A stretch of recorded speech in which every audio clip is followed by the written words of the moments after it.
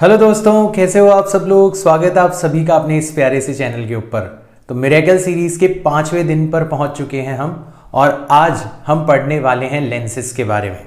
तो अगर कोई आप में से फर्स्ट टाइम इस सीरीज से जुड़ रहा है वो ऑफकोर्स जानना चाहेगा कि मिरेकल सीरीज आखिर में है क्या।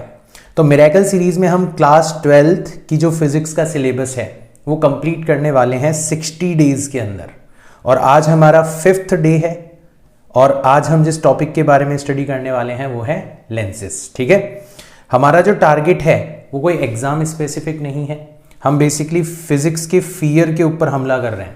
तो आपका जो रूट कॉज है, फिजिक्स की सारी समस्याओं की जो जड़ है वो है आपका फिजिक्स के प्रति डर। और अगर मैंने उस डर को इन 60 दिनों के अंदर दूर कर दिया तो फिर आप बोर्ड्स भी फोड़ सकते हो, नीट भी फोड़ सकते हो और IIT का एग्जाम भी फोड़ सकते हो। तो आप किस तरीके से मिरेकल सीरीज को यूज करना चाहते हो that totally depends on you. मैं 60 डेज के अंदर आपका फिजिक्स का डर खत्म कर दूंगा और उसके बाद में आप के हवाले है मिरेकल सीरीज। आप इसको जिस तरीके से भी यूज करना चाहो वो आपके ऊपर डिपेंड करता है। शुरुआत करते हैं आज की वीडियो की।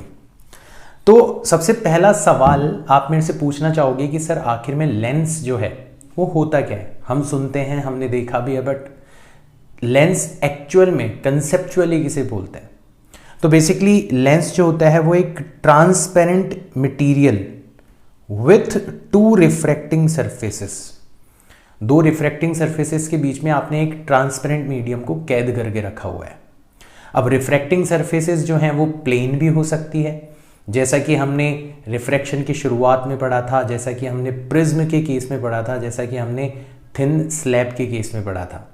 और जो सरफेसेस हैं वो स्फेरिकल भी हो सकती है, जैसा कि हमने लास्ट वीडियो के अंदर पढ़ा था। तो लेंस कब कहा जाएगा, जब at least one of the 2 surfaces will be spherical. जिन 2 सरफेसेस के बीच में आपने ट्रांसपेरेंट मटेरियल को कैद करके रखा हुआ है उनमें से कोई एक अगर स्फेरिकल होगी तो फिर वो जो डिवाइस आपने बनाई है वो क्या कहलाएगी, एक लेंस कहलाएगी। तो अब इस डेफिनेशन के आधार पे चलें तो बहुत सारे तरीके के लेंस हो सकते हैं। जैसे हमारा इस तरीके का लेंस हो सकता है जिसमें ये वाली सरफेस भी स्फेरिकल है और ये वाली सरफेस भी स्फेरिकल है।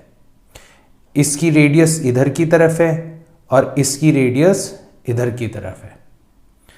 अगर आप यहां से देखोगे इसको तो ये आपको उभरी हुई सरफेस नजर आएगी, कॉन्वेक्स सरफेस नजर आएगी। सिमिलरली जब आप इधर से देखोगे तब भी आपको कॉन्वेक्स सरफेस नजर आएगी। तो इसको बोला जाता है बाय कॉन्वेक्स लेंस। और अगर इसकी दोनों तरफ की रेडियस ऑफ कर्वेचर इक्वल हो तो इसको इक्वी कॉन्वेक्स लेंस भी बोला जाता है या सिंपली कॉन्वेक्स लेंस भी बोला जाता है। इसी तरीके से हमारा दूसरे प्रकार का लेंस ये हो सकता है, इसकी भी दोनों ही सरफेसेस स्फेरिकल हैं, बट डिफरेंस ये है कि इसकी रेडियस ऑफ कर्वेचर इधर की तरफ है और इसकी रेडियस ऑफ कर्वेचर इधर की तरफ है। यानी कि आप अगर यहां से देख रहे हो तो आपको ये जो सरफेस है वो कैसी नजर आ रही है, कॉनकेव नजर आ रही है। सिमिलरली जब आप इधर से देख रहे हो तो ये वाली सरफेस आपको कॉनकेव नजर आ रही है, इसलिए ये कहलाएगा हमारा बाय कॉनकेव लेंस। और अगर इसकी भी दोनों रेडियस ऑफ कर्वेचर इक्वल हुई तो इसको बोला जाएगा इक्वी कॉनकेव लेंस। तो बेसिकली हमसे उम्मीद करी जाती है या हमसे जब भी लेंसेज के बारे में बात करी जाती है तो हमें इन 2 लेंसेज के बारे में प्राइमरीली बात करी जाती है, बट लेंसेज और भी तरीके के हो सकते हैं। जैसे हमारा कॉन्वेक्सो कॉनकेव लेंस हो सकता है। जब आप इधर से देख रहे हो तो आपको उभरी हुई सरफेस नजर आ रही है, मतलब कॉन्वेक्स सरफेस नजर आ रही है, और जब आप इधर से देख रहे हो तो आपको धसी हुई सरफेस नजर आ रही है, मतलब कॉनकेव सरफेस नजर आ रही है। तो ये कहलाएगा आपका कॉन्वेक्सो कॉनकेव। ये कहलाएगा आपका प्लेनो कॉनकेव लेंस और ये कहलाएगा आपका प्लेनो कॉन्वेक्स लेंस। तो इस तरीके के अलग अलग प्रकार के लेंसेज जो हैं वो हो सकते हैं। हम जब लेंस के ऊपर न्यूमेरिकल्स करेंगे तो हम किसी भी प्रकार के लेंस के साथ कंफर्टेबल फील करेंगे, ये आपको रियलाइज हो जाएगा आज की क्लास को देखने के बाद में। ठीक है, यहाँ तक की बात क्लियर हो गई। अब हम बात करते हैं कि लेंस आखिर में काम क्या करता है। लेंस आखिर में काम क्या करता है, तो उसके लिए हमें केवल और केवल एक चीज़ पता होनी चाहिए, वो है लॉज ऑफ रिफ्रैक्शन। यानी कि जब एक ray of light rarer to denser medium के अंदर एंटर करती है तो टुवर्ड्स दी नॉर्मल बेंड हो जाती है, और जब डेंसर टू रेयरर एंटर करती है तो away from the normal bend हो जाती है। बस हमें इतना पता होना चाहिए। तो एक बार के लिए हम इस लेंस को कंसीडर करते हैं। कौन सा वाला लेंस है हमारा? ये बाय कॉन्वेक्स लेंस है। और फिलहाल के लिए हम मान लेते हैं कि हमारे लेंस के मटेरियल की जो रिफ्रैक्टिव इंडेक्स है वो सराउंडिंग के कंपैरिजन में ज़्यादा है, और यही हमारा जनरल केस भी होगा। जनरली लेंस बनाया जाता है ग्लास से, और उसकी जो सराउंडिंग होती है वो एयर होती है, तो ग्लास की रिफ्रैक्टिव इंडेक्स तो एयर से ज़्यादा ही होती है ना। ठीक है, तो अब देखो होगा क्या अगर हम किसी एक रे पर विचार करें। सबसे पहले ये ध्यान रखो, इसकी जो ये वाली सरफेस है, ये पहली सरफेस जो है, इसका जो सेंटर होगा वो इधर की तरफ होगा, इसकी रेडियस ऑफ कर्वेचर इधर होगी, तो मैंने C1 इधर की तरफ लिखा है। इसी तरीके से इसकी ये वाली जो सरफेस है, दूसरी वाली जो सरफेस है, इसका सेंटर किधर होगा? इस तरफ होगा, रेडियस ऑफ कर्वेचर इस तरफ होगी, है ना। तो ये C1 और C2 मैंने उसी आधार पर लिखे हैं। अब ध्यान देना, मान लो मेरी कोई रे इसके ऊपर इंसिडेंट होती है, तो ऑब्वियसली इस रे को 2 बार रिफ्रैक्शन के थ्रू गुजरना पड़ेगा। एक बार तब जब ये सराउंडिंग से लेंस के अंदर एंटर करेगी, जैसे यहां पर कर रही है इस पॉइंट के ऊपर, तो हम इस पॉइंट के ऊपर सबसे पहले नॉर्मल ड्रॉ करेंगे। और एक स्फेरिकल सरफेस पे नॉर्मल का मतलब क्या होता है? उसके सेंटर ऑफ कर्वेचर से पॉइंट ऑफ इंसिडेंस को क्या कर दो? मिला दो। और क्योंकि ये रेयरर टू डेंसर मीडियम के अंदर एंटर कर रही है, तो ये टुवर्ड्स दी नॉर्मल हल्की सी क्या हो जाएगी? बेंड हो जाएगी। तो अब हमारी लाइट की रे यहाँ तक पहुँच चुकी है। अब यहाँ पर इसका फिर से रिफ्रैक्शन होगा। अब की बार ये लेंस से एयर के अंदर जा रही है, तो यहाँ पर हम नॉर्मल ड्रॉ करेंगे। ठीक है, ये हमारी रे थी। अब की बार ये away from the normal bend हो जाएगी, तो फाइनली ये इस डायरेक्शन में जाएगी। ठीक है, तो बेसिकली लेंस ने किया क्या?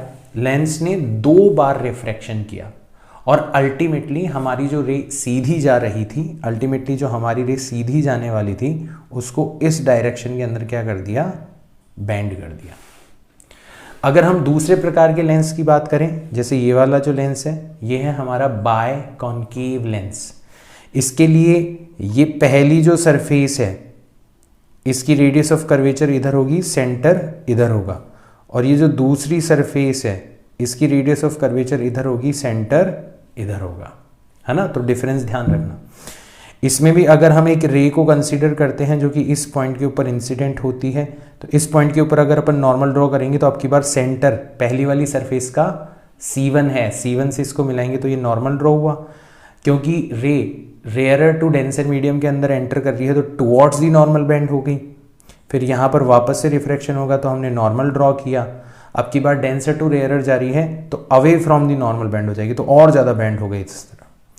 तो हमारी रे जो सीधे जाने वाली थी, वो लेंस की वजह से किधर जाने लगी? इस डायरेक्शन के अंदर जाने लगी। तो आप नोटिस कर रहे हो यहाँ पर कि एक प्रकार का जो लेंस है, वो तो रेज को क्या करने की कोशिश कर रहा है? कन्वर्ज करने की कोशिश कर रहा है। और एक प्रकार का लेंस जो है वो रेज को डाइवर्ज करने की कोशिश कर रहा है, फैलाने की कोशिश कर रहा है। तो इसी के आधार पर इनका नाम पड़ा है converging lens and diverging lens. ध्यान रखना, ये कंसीडर हमने इस वाले केस के लिए कंसीडर करी है जिसमें μl is greater than μs।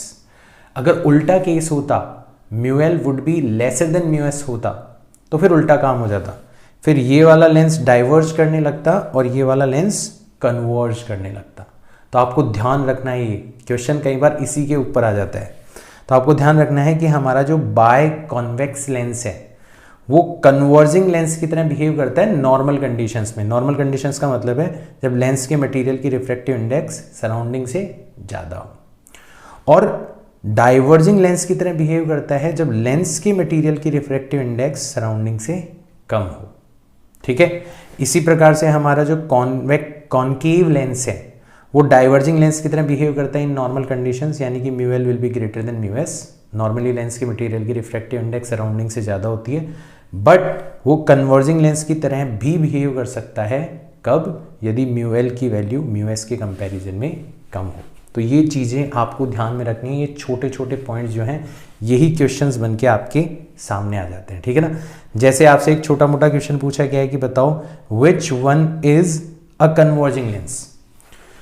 तो यहाँ पर जो ये लेंस बनाया गया ना, इसके अंदर एयर भरी हुई है। सिमिलरली इस लेंस के अंदर भी क्या भरी हुई है? एयर भरी हुई है। तो लेंस का जो मटेरियल है वो एयर है, लेंस का जो मटेरियल है वो क्या है, एयर है, और बाहर जो सराउंडिंग है वो क्या है, वाटर है। सराउंडिंग जो है वो क्या है, वाटर है। यानी कि हमने देखा कि हमारा म्यू एल जो है वो लेस देन है this time mu S. Lens के मटेरियल की जो रिफ्रैक्टिव इंडेक्स है वो सराउंडिंग के कंपैरिजन में कम है। तो इस वाले केस में जब mu L less than mu S होता है, इस वाले केस में जो कॉन्वेक्स लेंस है वो एबनॉर्मल बिहेव करने लगता है। एबनॉर्मल का मतलब वो डाइवर्जिंग लेंस की तरह बिहेव करने लगता है, और जो हमारा कॉन्केव लेंस है वो किसकी तरह बिहेव करने लगता है, कन्वर्जिंग लेंस की तरह बिहेव करने लगता है। तो अब तो आपको आंसर पता पड़ गया होगा कि इनमें से कौन सा वाला कन्वर्जिंग लेंस होगा। ये वाला केस जो है वो कन्वर्जिंग लेंस की तरह बिहेव करेगा। आसान क्वेश्चन है। तो छोटी छोटी बातें हैं, छोटी छोटी बातें पकड़ोगे तो आपके क्वेश्चंस जो हैं वो बड़ी आसानी से हो जाएंगे। यहाँ तक की बात बिल्कुल क्लियर है एकदम, कोई प्रॉब्लम नहीं होनी चाहिए। आगे बढ़ते हैं। अब हम लेंस की कुछ कैरेक्टरिस्टिक प्रॉपर्टीज़ के बारे में जानते हैं, और हम नॉर्मल केस लेंगे। नॉर्मल केस का मतलब है लेंस का मटेरियल जो है वो ग्लास का है, सराउंडिंग जो है वो एयर है, मतलब लेंस के मटेरियल की रिफ्रैक्टिव इंडेक्स सराउंडिंग के कंपैरिजन में ज़्यादा है। तो अभी उदाहरण के तौर पे हमने ले लिया यहाँ पर एक बाय कॉन्वेक्स लेंस। मैंने बताया था कि इसकी पहली वाली सरफेस का सेंटर इधर होता है, दूसरी वाली सरफेस का सेंटर इधर होता है। यानी इसकी पहली वाली सरफेस की रेडियस ऑफ कर्वेचर इधर होती है और दूसरे वाले सरफेस की रेडियस ऑफ कर्वेचर इधर होती है। तो दो इसके सेंटर्स होंगे, दो इसकी रेडियस ऑफ कर्वेचर होगी। ये दोनों सेंटर्स जो हैं C1 और C2, इनको जो मिलाने वाली लाइन होती है ये कहलाती है इस लेंस की प्रिंसिपल एक्सिस। और ये लाइन जो बिल्कुल बीचों बीच पॉइंट से गुजर रही है लेंस के, this point is called optical centre, and this point is very special in case of a lens. Why? Because कोई भी रे अगर ऑप्टिकल सेंटर के ऊपर इंसिडेंट होने वाली है तो वो बिना डिविएट हुए बाहर निकल जाती है। कोई भी रे अगर ऑप्टिकल सेंटर के ऊपर इंसिडेंट होने वाली है वो बिना डिविएट हुए बाहर चली जाती है। तो ये खासियत हो गई ऑप्टिकल सेंटर की। वैसे लेंस के अंदर किसी भी रे का 2 बार रिफ्रैक्शन होता है, किसी भी केस में 2 बार रिफ्रैक्शन होगा। बट अगर हम थिन लेंसेस की बात करते हैं, अगर हम थिन लेंसेस की बात करते हैं तो आपकी जो इंसिडेंट रे है जो कि ऑप्टिकल सेंटर पर जाने वाली थी, और जो आपकी इमर्जेंट रे है वो वैसे तो एक दूसरे के पैरेलल होती है, बट थिन लेंस की अगर आप बात करोगे तो वो बिल्कुल स्ट्रेट लाइन के अंदर आ जाती है। तो थिन लेंसेस के लिए आप इस कंडीशन को यूज कर सकते हो कि थिन लेंसेस के लिए ऑप्टिकल सेंटर की तरफ जाने वाली हर रे सीधे के सीधे निकल जाती है लेंस से बिना डिविएट हुए। ठीक है। अब लेंस के केस में हमारे 2 प्रकार के फोकस होंगे। पहला फोकस हमारा ये वाला, इसमें जो भी पैरेलल रेज लेंस के ऊपर इंसिडेंट हो रही है वो after passing through the lens एक पॉइंट के ऊपर क्या हो रही है, कन्वर्ज हो रही है ना। मिरर के केस में भी हमने फोकस को इसी तरीके से डिफाइन किया था। सो दिस फोकस, हमने इसको नाम तो दिया है F2, but this is called principal focus. इसी को हम क्या बोलते हैं, प्रिंसिपल फोकस बोलते हैं। तो जो भी हम फॉर्मूलाज यूज करेंगे लेंसेस के लिए, उनमें जिस फोकस की हम बात कर रहे होंगे ना, वो हमारा ये प्रिंसिपल वाला फोकस होगा। इसके अलावा एक और फोकस होगा, वो उल्टा काम करेगा। वो ऐसा पॉइंट होगा जहां से निकलने वाली रेज, जहां से डाइवर्ज होने वाली raise after passing through the lens क्या हो जाती हैं, पैरेलल हो जाती हैं। ठीक है। तो यहां पर दोनों प्रकार के लेंस होंगे, दोनों अलग अलग होंगे क्योंकि 2 रेडियस ऑफ कर्वेचर है ना हमारी, तो दोनों अलग अलग डिस्टेंस पर हो सकते हैं। इक्वी कॉन्वेक्स लेंस या इक्वी कॉन्केव लेंस के लिए दोनों सिमिलर डिस्टेंस पर होंगे। बट हम यदि प्रिंसिपल फोकस के बारे में बात करते हैं तो हमारा जो कॉन्वेक्स लेंस है उसका प्रिंसिपल फोकस इस तरफ होता है, यानी कि इंसिडेंट रे की डायरेक्शन में, यानी कि पॉजिटिव। और यदि हम हमारे बाय कॉन्केव लेंस की बात करें तो उसका फोकस इस तरफ होगा, यानी कि नेगेटिव होगा अकॉर्डिंग टू साइन कन्वेंशन। तो एज अ फैक्ट इसको आप ध्यान रख सकते हो कि हमारे कॉन्वेक्स लेंस का जो प्रिंसिपल फोकस होता है वो पॉजिटिव होता है और हमारे कॉन्केव लेंस का जो फोकस होता है वो नेगेटिव होता है। ये एज अ फैक्ट आप ध्यान रख सकते हो। और कब? जब लेंस के मटेरियल की रिफ्रैक्टिव इंडेक्स सराउंडिंग के मटेरियल से ज़्यादा हो, ठीक है ना। तो मैं यहाँ पर कॉन्केव लेंस के केसेस ड्रॉ नहीं कर रहा, वो आपको मिल जाएंगे, आप खुद भी ड्रॉ कर सकते हो, दोनों प्रकार के लेंसेज, ठीक है ना।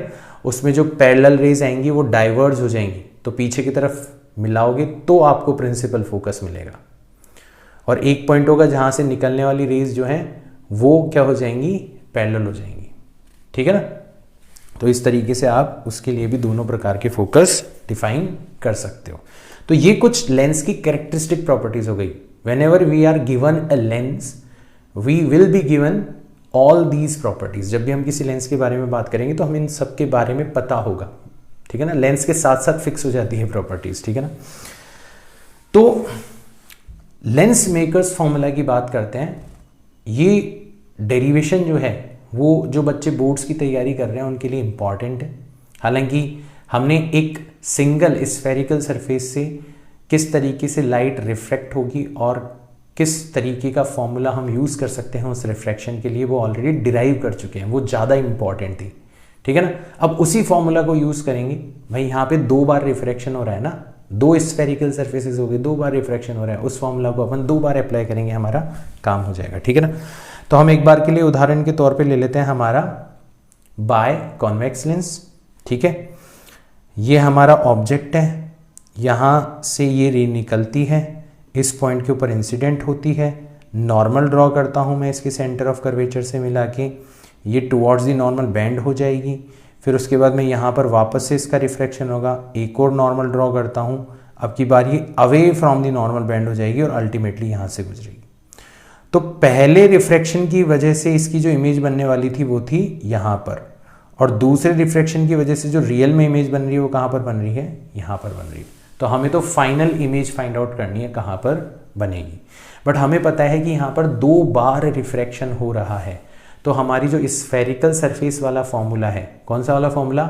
Mu f divided by v minus mu i divided by u is equal to mu f minus mu i divided by r. हम उस फॉर्मूला को यहाँ पर 2 बार यूज़ करेंगे। तो फर्स्ट रिफ्रैक्शन के लिए जब अपन यूज़ करेंगे तो हमारा म्यू फाइनल बन जाएगा हमारा लेंस, फाइनली सराउंडिंग से लेंस के अंदर एंटर कर रही है ना पहले रिफ्रैक्शन के अंदर। म्यू इनिशियल बन जाएगा हमारा सराउंडिंग और आर बन जाएगा हमारा R1, मतलब पहले वाले सरफेस की रेडियस ऑफ कर्वेचर। तो फॉर्मूला लगाएंगे म्यू फाइनल, तो उसकी जगह म्यू एल रख दिया, डिवाइडेड बाय वी। तो यहाँ पर फाइनल वी फाइंड आउट नहीं कर रहे, इंटरमीडिएट वाला वी है, तो मैंने उसको वी डैश लिखा है, ठीक है ना। माइनस म्यू आई, तो यहाँ पर म्यू आई कौन है? हमारा surrounding, divided by u is equal to mu f यानी कि म्यू एल, म्यू आई यानी कि mu s, divided by r यानी कि R1। तो जो भी हमारी इस सिचुएशन के अंदर वैल्यूज है उन वैल्यूज के अकॉर्डिंग मैंने यहाँ पर ये काम कर दिया। अब हम बात करते हैं हमारे सेकेंड रिफ्रैक्शन के बारे में, ठीक है। सेकेंड रिफ्रैक्शन के केस में आप देखोगे लाइट जो है वो लेंस से सराउंडिंग में जा रही है। तो अब की बार हमारा जो फाइनल मटेरियल हो गया वो हो गया सराउंडिंग, हमारा जो इनिशियल मटेरियल हो गया वो हो गया लेंस, और अब की बार हमारी जो रेडियस ऑफ कर्वेचर हो गई वो है सेकंड सरफेस की रेडियस ऑफ कर्वेचर। तो अब की बार फॉर्मूला क्या होगा? म्यू फाइनल की जगह आ जाएगा mu s divided by v, mu initial की जगह आ जाएगा mu l divided by v dash. अब सोचो सेकेंड रिफ्रैक्शन के लिए ऑब्जेक्ट की तरह कौन बिहेव करेगा? जो पहले रिफ्रैक्शन की इमेज है, इसलिए मैंने यहां पर u की जगह क्या रखा है? v डैश रखा है, ठीक है। Now mu S minus mu l divided bye R2। तो हमने 2 बार रिफ्रैक्शन हुआ, 2 बार हमारा रिफ्रैक्शन वाला फॉर्मूला अप्लाई कर दिया। तो हमारे पास में ये इक्वेशन नंबर 1 आ चुकी है और ये हमारे पास में इक्वेशन नंबर 2 आ चुकी है। यहां तक का काम हो गया हमारा, ठीक है। अब हम क्या करेंगे? हमें v डैश से कोई लेना देना नहीं है, तो हम देख रहे हैं यहां पर ये mu l upon v dash positive है ना, और इधर mu l upon v dash जो है वो नेगेटिव है। तो अगर हम इक्वेशन 1 और इक्वेशन 2 को ऐड कर दें तो ये वाली जो टर्म है वो क्या हो जाएगी? कैंसिल आउट हो जाएगी, और इससे हमें कोई लेना देना भी नहीं है, ठीक है। और जब हम इन दोनों को ऐड करेंगे तो इधर से बचेगा हमारा म्यू एस अपॉन वी और इधर से बचेगा हमारा म्यू एस अपॉन यू। तो म्यू एस कॉमन आ जाएगा, बचेगा 1 upon we minus 1 upon you. और इधर अगर अपन mu L minus mu S को कॉमन ले लेंगे तो इधर से तो बचेगा पॉजिटिव 1 अपॉन आर वन, जबकि इधर से बचेगा नेगेटिव 1 अपॉन आर टू। क्यों? क्योंकि यहाँ पर ऑर्डर जो है वो डिफरेंट है। हम किसको बाहर ले रहे हैं? Mu L minus mu S को, इसलिए हमें यहाँ पर नेगेटिव साइन लगाना पड़ेगा, ठीक है। तो हम यही काम करते हैं, हम इक्वेशन 1 को इक्वेशन 2 से ऐड करते हैं। तो by adding equation number 1 and equation number 2 हमें क्या मिला? म्यू एस तो कॉमन आ गया, 1 upon we minus 1 upon you, और इधर mu L minus mu s बाहर आ गया 1 upon r one minus 1 upon r two. तो फाइनली वैसे तो सुंदर सा नहीं है, बट हाँ फिर भी एक सुंदरता तो है ही इसके अंदर। ये फॉर्मूला हमारे पास में आ गया, that is 1 upon we minus 1 upon u is equal to mu L minus mu s divided by mu s times 1 upon r one minus 1 upon r two. अब ये फॉर्मूला आपके फिंगर्स पर होना चाहिए अगर आप न्यूमेरिकल्स के अंदर अपनी स्पीड जो है वो बढ़ाना चाहते हो। अच्छा, हम फोकस कैसे डिफाइन करते थे कि हमारी जो पैरेलल रेज आती है, प्रिंसिपल फोकस कैसे डिफाइन करते थे? जो पैरेलल रेज आती है वो आफ्टर रिफ्रैक्शन जिस पॉइंट के ऊपर कन्वर्ज हो जाती है या जिस पॉइंट के ऊपर कन्वर्ज होती हुई अपीयर होती है, जिस पॉइंट से डाइवर्ज होती हुई अपीयर होती है, उसको हम क्या बोलते थे? फोकस बोलते थे, है ना। तो पैरेलल रेज आ रही है, इसका मतलब वो कहाँ से आ रही है? इन्फिनिटी से आ रही है। तो अगर हम इस ऊपर वाले फॉर्मूला के अंदर u की जगह इन्फिनिटी रख दें, नेगेटिव इन्फिनिटी साइन कन्वेंशन की वजह से, तो जो भी v हमें मिलेगा वही हमारा क्या होगा? फोकस होगा। जो भी v हमें मिलेगा वही हमारा क्या होगा? फोकस होगा। चलो रखते हैं हम। तो हमने रखा u की जगह रख दिया माइनस इन्फिनिटी, v की जगह रख दिया हमने f। तो अब की बार हमारा जो 1 अपॉन f है, भाई 1 अपॉन यू तो जीरो हो गया ना, 1 अपॉन इन्फिनिटी जीरो होता है, तो बचेगा 1 अपॉन वी, ठीक है। 1 upon we minus 1 upon u is equal to something something हुआ करता था। तो 1 अपॉन यू तो हो जाएगा जीरो, क्योंकि जब आप 1 को u मतलब इनफाइनाइट से डिवाइड करोगे तो वो टर्म कितनी हो जाएगी? जीरो। तो बचेगा 1 अपॉन वी की जगह आप f रख सकते हो। तो हमें फोकस की वैल्यू पता पड़ गई। कितनी पता पड़ गई? 1 upon f is equal to mu L minus mu s divided by mu s times 1 upon r one minus 1 upon r two. मतलब जो पिछली इक्वेशन थी उसकी जो राइट हैंड साइड थी वो 1 अपॉन एफ के इक्वल है। अब इसको क्या बोला जाता है? इसको बोला जाता है लेंस मेकर्स फॉर्मूला। क्यों बोला जाता है लेंस मेकर्स फॉर्मूला? क्योंकि आप सपोज करो किसी फोकल लेंथ का लेंस बनाना चाहते हो। भाई आपको मैंने बोल दिया कि मुझे 15 सेंटीमीटर का एक बाय कॉन्वेक्स लेंस बना के दो, तो मैंने तो आपको फोकल लेंथ दे दी। अब आपके हाथ में है कि आप पहले वाले सरफेस की रेडियस ऑफ कर्वेचर कितनी रखते हो, दूसरे वाले सरफेस की रेडियस ऑफ कर्वेचर कितनी रखते हो। सराउंडिंग नॉर्मली एयर होती है, ठीक है, बट मैं मान लो कोई और मीडियम के लिए कहूँ कि भाई मुझे तो पानी के अंदर काम करने वाला कॉन्वेक्स लेंस चाहिए, तो सराउंडिंग की रिफ्रैक्टिव इंडेक्स भी आपको पता होती है, और जिस मटेरियल से आप लेंस बनाने वाले हो उसकी रिफ्रैक्टिव इंडेक्स भी आपको पता होती है। तो आप इनकी वैल्यूज को इस तरीके से सेलेक्ट करते हो कि इस फॉर्मूला को अप्लाई करने के बाद में आपको वो वैल्यू मिल जाती है जिस फोकस की वैल्यू वाला आप लेंस बनाना चाहते हो। That's why this is called lens makers formula, ठीक है। यानी कि हमें लेंस की प्रॉपर्टीज सेलेक्ट करने के काम आता है ये फॉर्मूला, अगर हम किसी डिजायर्ड फोकल लेंथ वाला लेंस बनाना चाहते हैं। तो हमारे लिए ये क्यों इंपॉर्टेंट है? हमारे लिए ये इसलिए इंपॉर्टेंट है क्योंकि हमारे न्यूमेरिकल्स करने में ये हमारी काफ़ी मदद करेगा। तो बच्चों ये हमारा हो गया लेंस मेकर्स फॉर्मूला। जैसे अलग अलग केसेस के अंदर हम बात करें तो अगर हम इक्वी कॉन्वेक्स लेंस की बात करते हैं तो इक्वी कॉन्वेक्स लेंस का मतलब ये है इसकी पहली वाली सरफेस की जो रेडियस ऑफ कर्वेचर है वो इधर की तरफ होगी, साइन कन्वेंशन के अकॉर्डिंग पॉजिटिव साइड में हो गई क्योंकि इंसिडेंट रे भी इधर ही आ रही है। भाई इंसिडेंट रे इस डायरेक्शन में आ रही है और रेडियस ऑफ कर्वेचर पहली वाली वो भी इधर की तरफ है, तो R1 की वैल्यू तो हो जाएगी पॉजिटिव R। जबकि जो दूसरी वाली सरफेस है उसकी रेडियस ऑफ कर्वेचर इस तरफ है, मतलब इंसिडेंट रे के अपोजिट डायरेक्शन में। तो R2 की वैल्यू हो जाएगी according to sign convention negative R। फॉर्मूले के अंदर रखते हैं, तो फॉर्मूला था 1/f is equal to mu L minus mu s divided by mu s, 1 upon positive R R1 की जगह और 1 अपॉन नेगेटिव R R2 की जगह। ये नेगेटिव और ये नेगेटिव मिलके क्या हो जाएंगे, पॉजिटिव हो जाएंगे। ठीक है, तो अल्टीमेटली जो आपका फॉर्मूला बनेगा वो कुछ ऐसा बनेगा, mu L minus mu s divided by mu s times twice divided by r. अब नॉर्मली हमें म्यू एस जो है वो एयर, मतलब उसकी रिफ्रैक्टिव इंडेक्स 1 दे दी जाती है, और नॉर्मली हमारे मटेरियल की रिफ्रैक्टिव इंडेक्स को हम म्यू लिखते हैं ना। तो हमारा उस वाले केस में जो फोकल लेंथ होगा वो कितना हो जाएगा, 1/f is equal to mu minus 1 upon positive और 1 अपॉन पॉजिटिव, मतलब twice of mu minus 1 upon r. तो ये हम डायरेक्ट याद भी रख सकते हैं। वैसे तो हमें अगर मेन फॉर्मूला याद है तो हमें इसको याद रखने की जरूरत नहीं, बट फिर भी स्पीड बढ़ जाती है अगर आप याद रख सकते हो तो बहुत अच्छी बात है। ठीक है ना।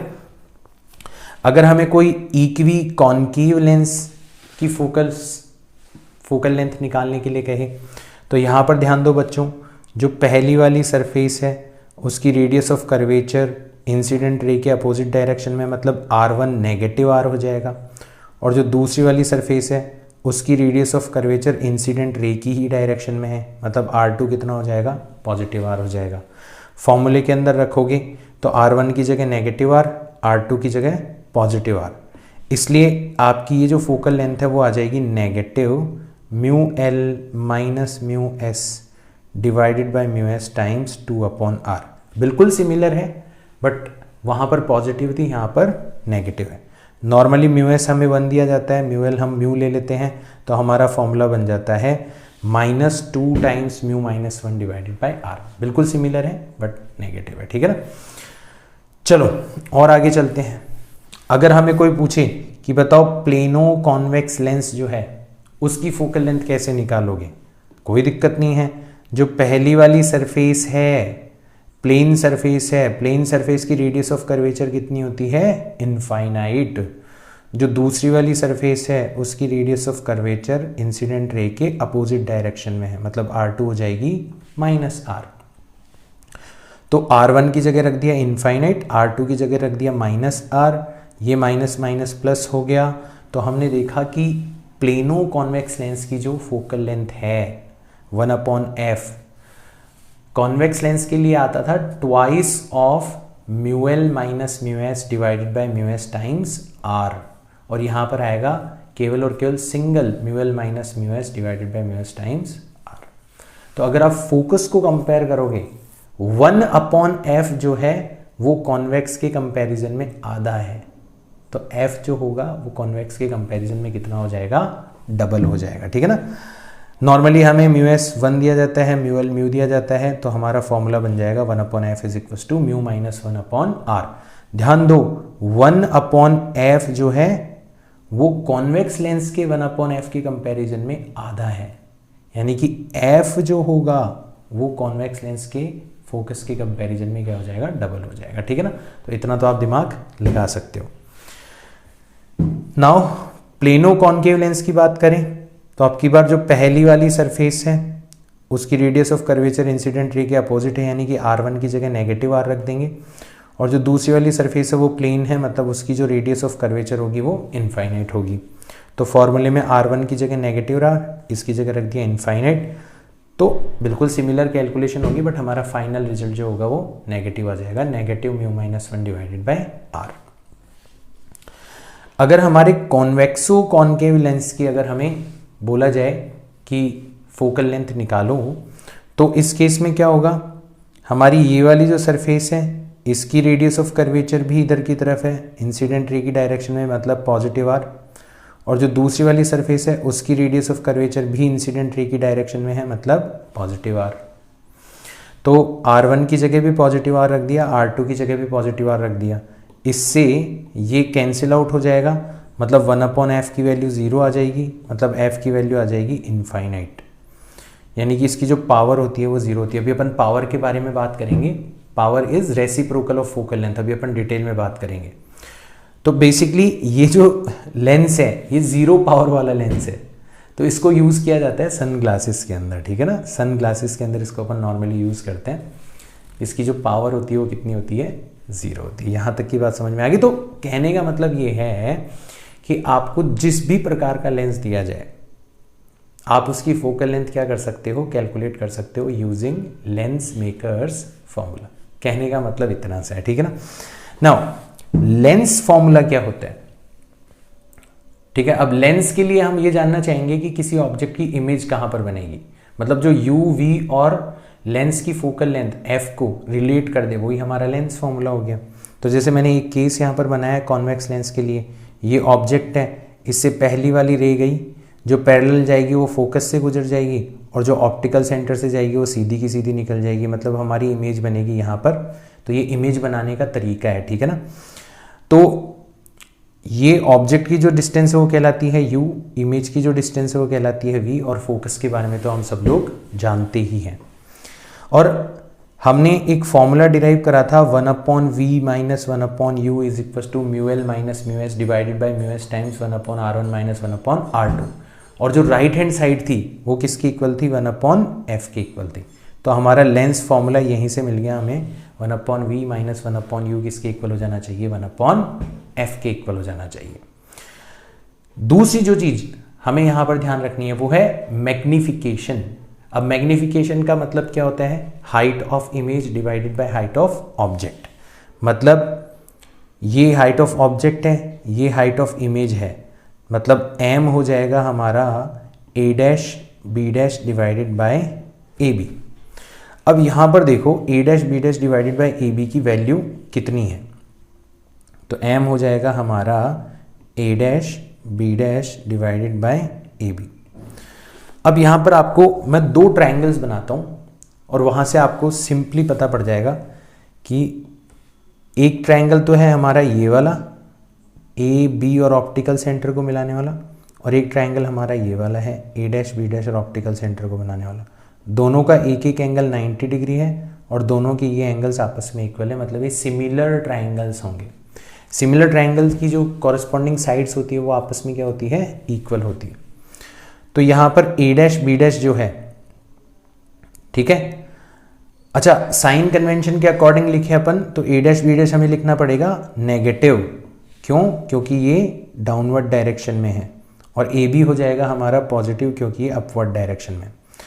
अब आप देखो ए डैश बी डैश जो है और ए बी जो है, तो ए डैश बी डैश की कॉरस्पॉन्डिंग साइड हो जाएगी हमारी कितनी, v, तो ये हो जाएगा minus positive v sign convention के अकॉर्डिंग, और ए बी की जो कॉरस्पॉन्डिंग साइड हो जाएगी, जो बेस हो जाएगा वो हो जाएगा u, बट साइन कन्वेंशन के अकॉर्डिंग लेंगे तो कितना हो जाएगा, माइनस u।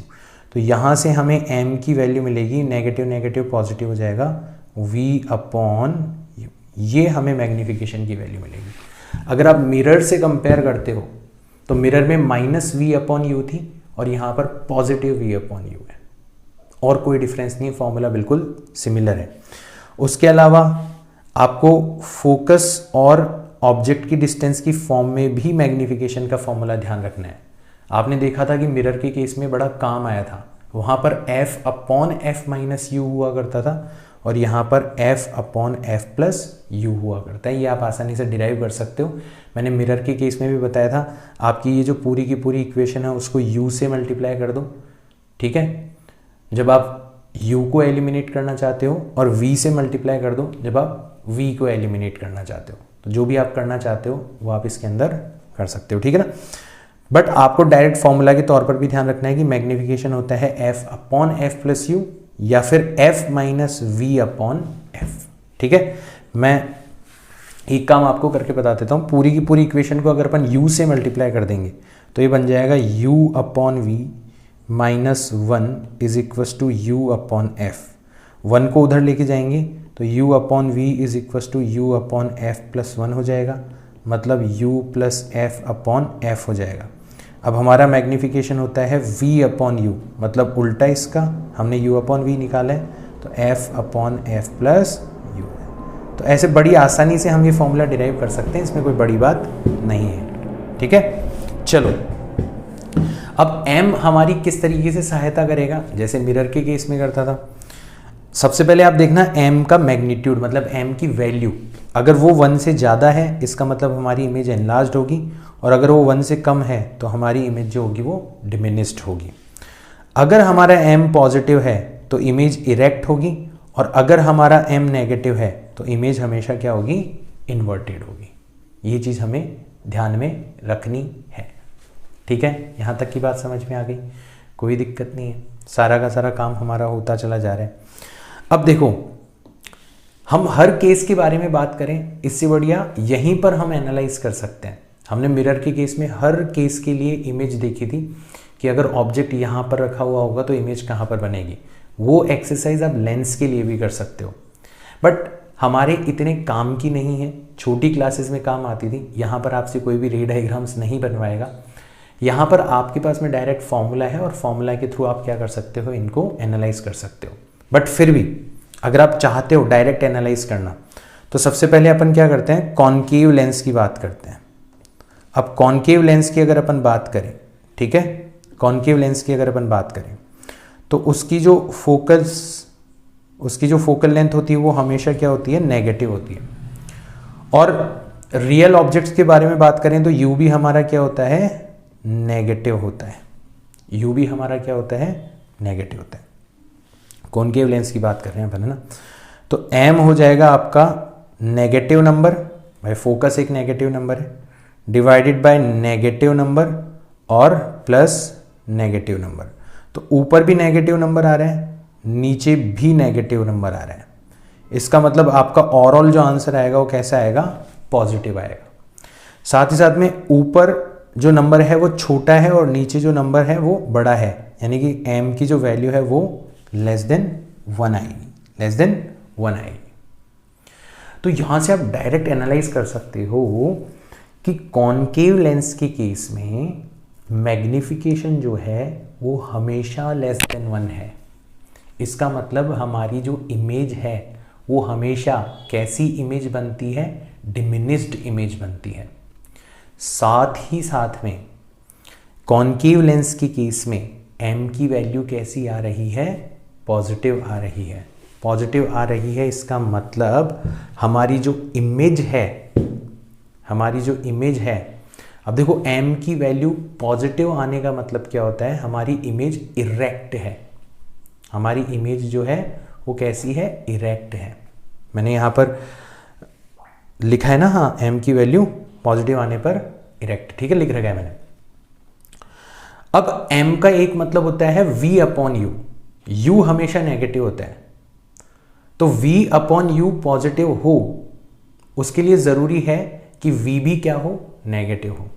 इसका मतलब कॉनकेव लेंस के केस में m पॉजिटिव आता है, u हमेशा नेगेटिव होता है, इसका मतलब v भी नेगेटिव होना चाहिए। तो अब हमें सारा सिनेरियो पता पड़ गया विदाउट रे डायग्राम बनाए कि कॉनकेव लेंस के केस में जो इमेज बनती है वो डिमिनिस्ड होती है, इरेक्ट होती है और उसी तरफ बनती है जिस तरफ हमारा ऑब्जेक्ट रखा हुआ है। रे डायग्राम्स भी आपको मिल जाएगा, आप खुद भी बना सकते हो। रे डायग्राम ड्रॉ करने का तरीका मैंने आपको ऑलरेडी बता रखा है, ठीक है ना।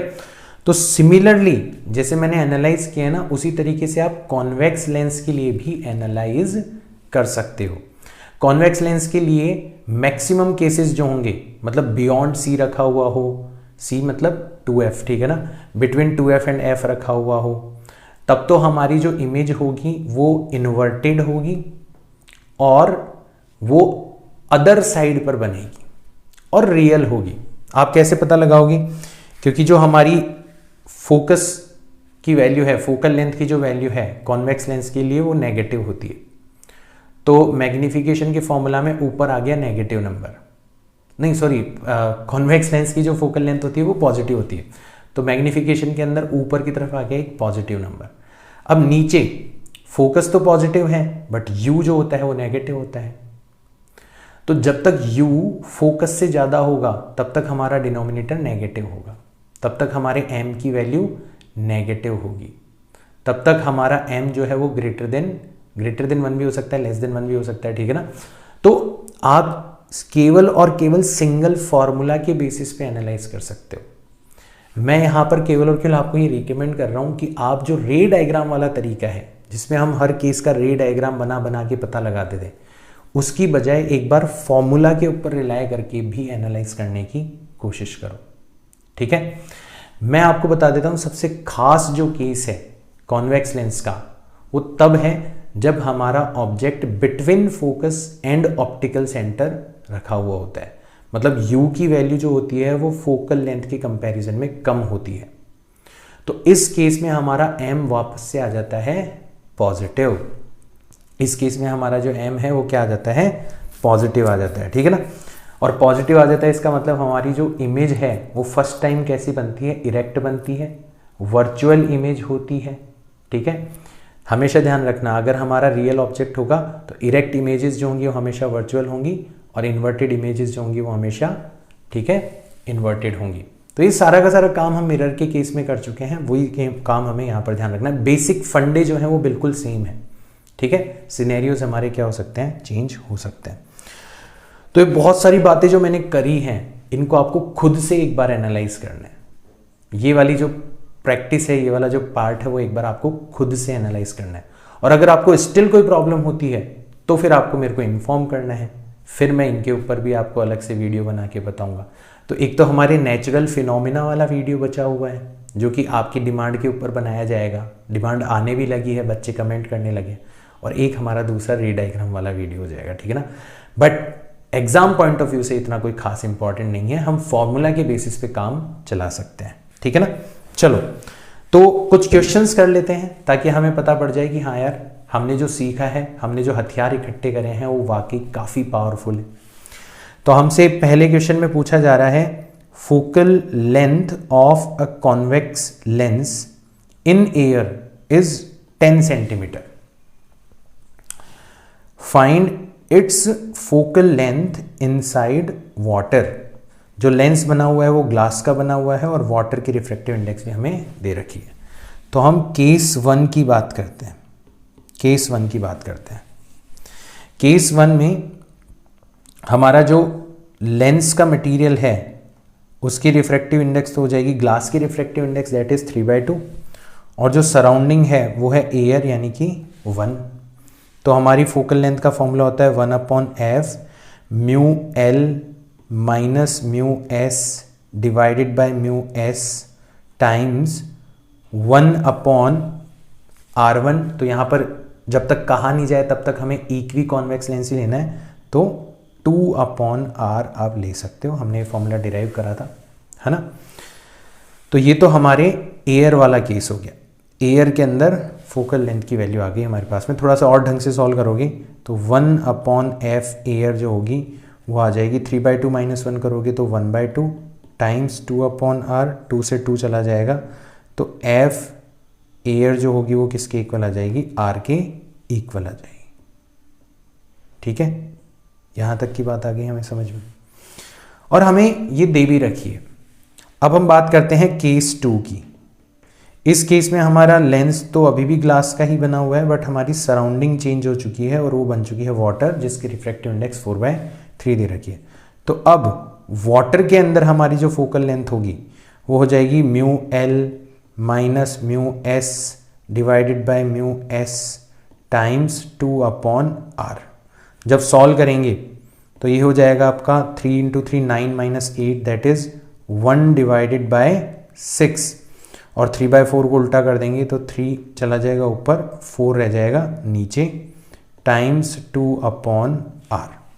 तो ये 3 से 2 टाइम्स कैंसिल हो गया, 2 से 2 कैंसिल हो गया, तो वाटर के अंदर जो फोकस आया वो आया 4 टाइम्स r, और r खुद किसके इक्वल था, फोकल लेंथ इन एयर, और फोकल लेंथ इन एयर हमें कितनी दे रखी है क्वेश्चन के अकॉर्डिंग, 10 सेंटीमीटर। तो ये हो जाएगा 4 × 10, तो हमारा आंसर आ जाएगा 40 सेंटीमीटर्स। तो 40 सेंटीमीटर्स हमारी वाटर के अंदर ले जाने पर रिफ्रैक्टिव इंडेक्स हो जानी चाहिए। इस क्वेश्चन से आपने क्या एनालाइज किया कि जब आप ग्लास के बने हुए लेंस को पानी के अंदर ले जाते हो तो फोकल लेंथ क्या हो जाती है, इंक्रीज हो जाती है। कितनी हो जाती है, इंक्रीज हो जाती है। ये चीज ध्यान रखना है ना। चलो अगला क्वेश्चन देखते हैं। A plano convex lens, the radius of curvature of convex surface is 10 centimetre and the focal length of the lens is 30 centimetre.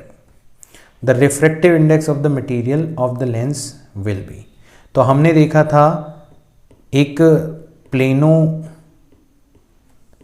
Convex lens के लिए जो 1/f हुआ करता था म्यू माइनस 1/r। तो हमें r दे रखा है कितना, 10 सेंटीमीटर, है ना।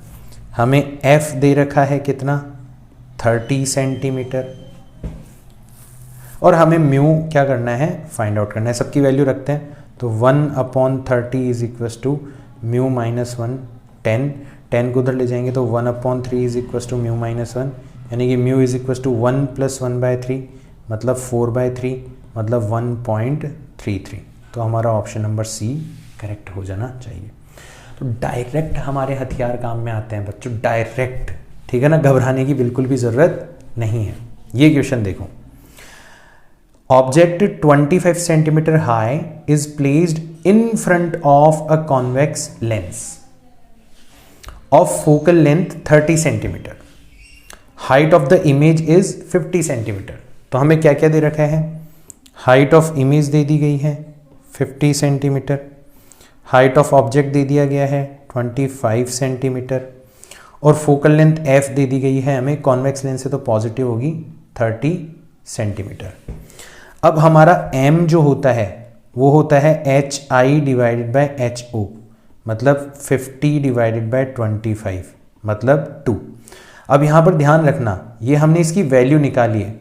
असल में आपका m-2 भी हो सकता है और असल में आपका m+2 भी हो सकता है। तो हमें इसके दो अलग अलग आंसर मिलेंगे। हमें थोड़ी ना बता रखा है कि हमारी जो इमेज है वो कैसी है, इरेक्ट है या इन्वर्टेड है। तो हम तो दोनों ही केस लेंगे, क्योंकि कॉन्वेक्स लेंस के केस में दोनों ही प्रकार की इमेजेस बनती है, इन्वर्टेड भी बनती है, और जब फोकस और ऑप्टिकल सेंटर के बीच में रखते हो आप तो फिर आपकी इरेक्ट इमेजेस भी बनती है। तो हम दोनों केसेस लेंगे। तो हम सबसे पहले केस नंबर 1 लेते हैं। m की वैल्यू हम ले लेते हैं -2। तो m की जो वैल्यू है वो हमें पता है f/f+u होती है, और f की वैल्यू हमने +30 रख दी। इसको जब सॉल्व करेंगे तो ये हो जाएगा -60 - 2u इज इक्वस टू 30, 60 को उधर ले जाएंगे तो -2u इज इक्वस टू 90 आ जाएगा। इसका मतलब u की वैल्यू आ जाएगी -45। और जैसे ही हमारे पास में u की वैल्यू आ गई तो हमें m की एक और वैल्यू पता है, कितनी होती है, v/u। तो यहाँ से हमारे पास में v की वैल्यू आ जाएगी कितनी ही, +90। कितनी आ जाएगी, +90। इसका मतलब कुछ इस प्रकार का सिनेरियो बन रहा है। ये हमारा लेंस है, v पॉजिटिव है, इसका मतलब v इधर की तरफ है +90, और u आपका नेगेटिव है, इसका मतलब u इधर की तरफ है, ठीक है, 45। तो ओवरऑल डिस्टेंस आपकी कितनी हो जाएगी, 135 सेंटीमीटर हो जाएगी। तो एक तो हमारा ऑप्शन नंबर बी करेक्ट हो सकता है कि ऑब्जेक्ट और इमेज के बीच की जो डिस्टेंस है वो 135 सेंटीमीटर हो सकती है। अब बात करते हैं हम हमारे केस 2 की, मतलब m की वैल्यू अब की बार लेंगे हम +2। तो हमने +2 को f/f+u के इक्वल रखा, मतलब 30/30+u के इक्वल रखा। तो ये आ जाएगा 60 + 2u इज इक्वस टू 30। तो आपकी बार 2u की वैल्यू आ जाएगी -30, यानी कि u आ जाएगा आपका -15, और +2 जो होगा वो v/u के इक्वल भी हो जाएगा। तो यहाँ से v की वैल्यू आ जाएगी -30। तो अब की बार आपका जो दूसरा सिनेरियो बन रहा है वो इस तरीके से बन रहा है कि u जो है वो इधर की तरफ है 15 सेंटीमीटर पर, और v जो है वो भी इधर की तरफ है 30 सेंटीमीटर की। तो इन दोनों का जो गैप होगा वो गैप आप आसानी से पता लगा सकते हो कितना होगा, 15 सेंटीमीटर होगा। तो हमारा ऑप्शन नंबर डी भी करेक्ट हो सकता है। तो इस क्वेश्चन के अंदर हमने केवल और केवल जो जो कुछ दिया हुआ है उसको अप्लाई किया है, बड़ी तसल्ली से अप्लाई किया है, कोई दिक्कत नहीं है, और उसके आधार पर हमने इस क्वेश्चन को किया है आसानी से ये क्वेश्चन हो गया। बस हमें ध्यान रखना है कि m की जो वैल्यू है अगर ना कहा जाए तो पॉजिटिव भी हो सकती है, नेगेटिव भी हो सकती है। हमने पॉजिटिव वैल्यू को कंसिडर करा, फिर u और v का गैप निकाला, हमने नेगेटिव वैल्यू को कंसिडर करा और फिर u और v की वैल्यू हमने फाइंड आउट करी। ठीक है, नेक्स्ट क्वेश्चन देखो। The real image which is exactly equal to the size of an object is to be obtained on a screen with the help of a convex lens of focal length 50 cm. For this, what must be the distance between the object and screen? तो size same होनी चाहिए, मतलब m की value कितनी होनी चाहिए 1, मतलब v upon u कितना होना चाहिए 1, मतलब v की वैल्यू किसके इक्वल हो जानी चाहिए, u के इक्वल हो जानी चाहिए। ठीक है, यहां तक की बात समझ में आ गई। ठीक है, अब अगर हमारा u हम मान लेते हैं x, अगर हमारा u हम मान लेते हैं x, तो हमारा v जो होगा वो कितना हो जाएगा, नेगेटिव x हो जाएगा। आप बोलोगे सर आपने नेगेटिव क्यों लिया, क्योंकि हमने m की वैल्यू 1 मानी है जो कि इसका मैग्नीट्यूड है। असल में आप अगर कॉन्वेक्स लेंस की बात करते हो तो आपकी जो इमेज है वो इन्वर्टेड होती है, मतलब असल में इसकी वैल्यू -1 होगी। असल में इसकी जो वैल्यू होगी वो कितनी होगी, -1 होगी। ठीक है, तो मैं कर देता हूँ, आप कंफ्यूज ना हो जाए। m की वैल्यू -1 होगी, ये माइनस हो जाएगा तो v माइनस यू के इक्वल होगा, इसलिए अगर आप u को x मानोगे तो v कितना हो जाएगा, -x हो जाएगा। ठीक है ना, या फिर आप एक काम करो, असल में जो होता है u नेगेटिव होता है, असल में u जो होता है वो नेगेटिव होता है, तो u को आप मान लो -x, तो v हो जाएगा आपका +x। तो दोनों आपस में इक्वल है बट दोनों अपोजिट साइड पर है। ऑब्जेक्ट एक तरफ रखा हुआ है, इमेज दूसरी तरफ बन रही है। नाउ फॉर्मूला होता है 1/v minus 1/u is equal to 1/f। तो फोकल लेंथ हमें कितनी दे रखी है, 15 सेंटीमीटर दे रखी है, तो ये हो जाएगा 1/x plus 1/x is equal to 1/15, मतलब 2/x इज इक्वल टू 1/15, मतलब x की वैल्यू आ जानी चाहिए 30 सेंटीमीटर। तो ध्यान रखना, क्वेश्चन के अंदर 30 सेंटीमीटर टिक करने की जल्दीबाजी मत करना, क्योंकि क्वेश्चन में हमसे पूछा गया है what must be the distance between the object and the screen. ठीक है, तो मतलब ऑब्जेक्ट और स्क्रीन का मतलब है जहां पर हमारी इमेज बन रही है, तो उन दोनों के बीच का डिफरेंस पूछा गया। तो मैंने बताया था ऑब्जेक्ट लेंस के एक तरफ 30 सेंटीमीटर पर होगा और इमेज लेंस के दूसरी तरफ 30 सेंटीमीटर पर होगी, तो दोनों का जो गैप होगा वो कितना हो जाएगा, 60 सेंटीमीटर हो जाएगा। तो इसलिए हमें आंसर कौन सा लगा के आना है, ऑप्शन नंबर डी लगा के आना है। तो ऑप्टिक्स के केस में मुझे नहीं पता आप लोग पिछले 4-5 दिन में रियलाइज कर पाए हो या नहीं कर पाए हो, बट ऑप्टिक्स जो है वो फिजिक्स के सबसे आसान टॉपिक्स में से एक है। क्यों, क्योंकि ये फिजिक्स के उन टॉपिक्स में से एक है जहां पर आपका सारा काम फॉर्मूलाज के बेसिस पे हो जाता है। सब कुछ, बड़े से बड़ा सवाल भी आपको फॉर्मूला बेस्ड मिलेगा और जो लल्लू सवाल होंगे वो भी आपको फॉर्मूला बेस्ड मिलेंगे। ये फिजिक्स के उन चुनिंदा चैप्टर्स में से एक है जहां पर फॉर्मूलाज अगर आपको पता है तो भी आप क्वेश्चंस स्कोर कर सकते हो, मार्क्स स्कोर कर सकते हो। ठीक है ना, और कंसेप्चुअली ये इसलिए आसान है क्योंकि हमें इसमें चीजें दिखाई देती है। ठीक है, हमें चीजें बनती हुई दिखाई देती है, इसलिए हमारे लिए थोड़ा सा इमेजिन करना आसान हो जाता है। ठीक है ना, एक लास्ट क्वेश्चन देखते हैं फिर हमारे अगले टॉपिक के ऊपर बढ़ेंगे। एक कन्वर्जिंग बीम के बारे में बात करा जा रहा है। Of light forms a sharp image on a screen, a lens is placed in the path of the beam and the lens being 10 centimetre focal length जो है, ठीक है, फ्रॉम द स्क्रीन। तो क्वेश्चन को ढंग से समझो, lens is placed in the path of the beam and the lens being 10 centimetre from the screen. Screen से 10 सेंटीमीटर पहले ही क्या रख दिया जाता है, एक लेंस रख दिया जाता है। It is found that the screen has to be moved 8 centimetre further away from the lens to obtain a sharp image. Find the focal length and nature of lens. बड़ा प्यारा सा क्वेश्चन है। तो आपकी जो कन्वर्जिंग बीम है, ठीक है, वो एक स्क्रीन के ऊपर एक पॉइंट पर कन्वर्ज होने वाली थी। जैसे सपोज करो हमारी ये स्क्रीन है, यहां पर ये हमारी स्क्रीन है, ठीक है, मिरर नहीं है ये, है ना, स्क्रीन है, स्क्रीन बना रहा हूं मैं, और हमारी जो बीम है वो इसके ऊपर क्या होने वाली थी, इस तरीके से कन्वर्ज होने वाली थी, इस तरीके से इसके ऊपर कन्वर्ज होने वाली थी। बट आपने बीच में ही क्या रख दिया, आपने बीच में ही रख दिया एक लेंस, ठीक है। और ये जो लेंस है ये स्क्रीन से कितना पहले रख दिया आपने, 10 सेंटीमीटर पहले रख दिया। अब क्या होगा, लेंस की वजह से इनका पाथ जो है वो डिविएट हो जाएगा। अब आपको इस स्क्रीन को पीछे ले जाना पड़ता है, यहां पर ले जाना पड़ता है। कितना पीछे ले जाना पड़ता है आपको, 8 सेंटीमीटर पीछे ले जाना पड़ता है, 8 सेंटीमीटर पीछे ले जाना पड़ता है। और फिर वहां पर आपकी क्या बन रही होती है, फाइनल इमेज बन रही होती है। तो देखो जब आप, अच्छा एक चीज मैंने यहां पर गलत ड्रॉ कर दी, एक बार उसको अपन करेक्ट करते हैं तो क्वेश्चन थोड़ा सा और आसान हो जाएगा। हमारी जो बीम है वो स्क्रीन के ऊपर कलेक्ट हो रही है, तो ये हमारी अगर स्क्रीन ले लेते हैं हम, तो इसके ऊपर हमारी बीम ऑफ लाइट जो है वो कलेक्ट हो रही है, तो इस तरीके से इसके ऊपर कलेक्ट हो रही है, ठीक है। अब आपने इसके बीच में क्या रख दिया, एक लेंस रख दिया, ये आपने रख दिया एक लेंस। कितने सेंटीमीटर पर रखा है आपने, 10 सेंटीमीटर पर रखा है। तो सबसे पहले इस लेंस के ऊपर जो रेज है वो कहां से आ रही है, आप बोलोगे सर इस डायरेक्शन से आ रही है, हमें तो नहीं पता कहां से आ रही है।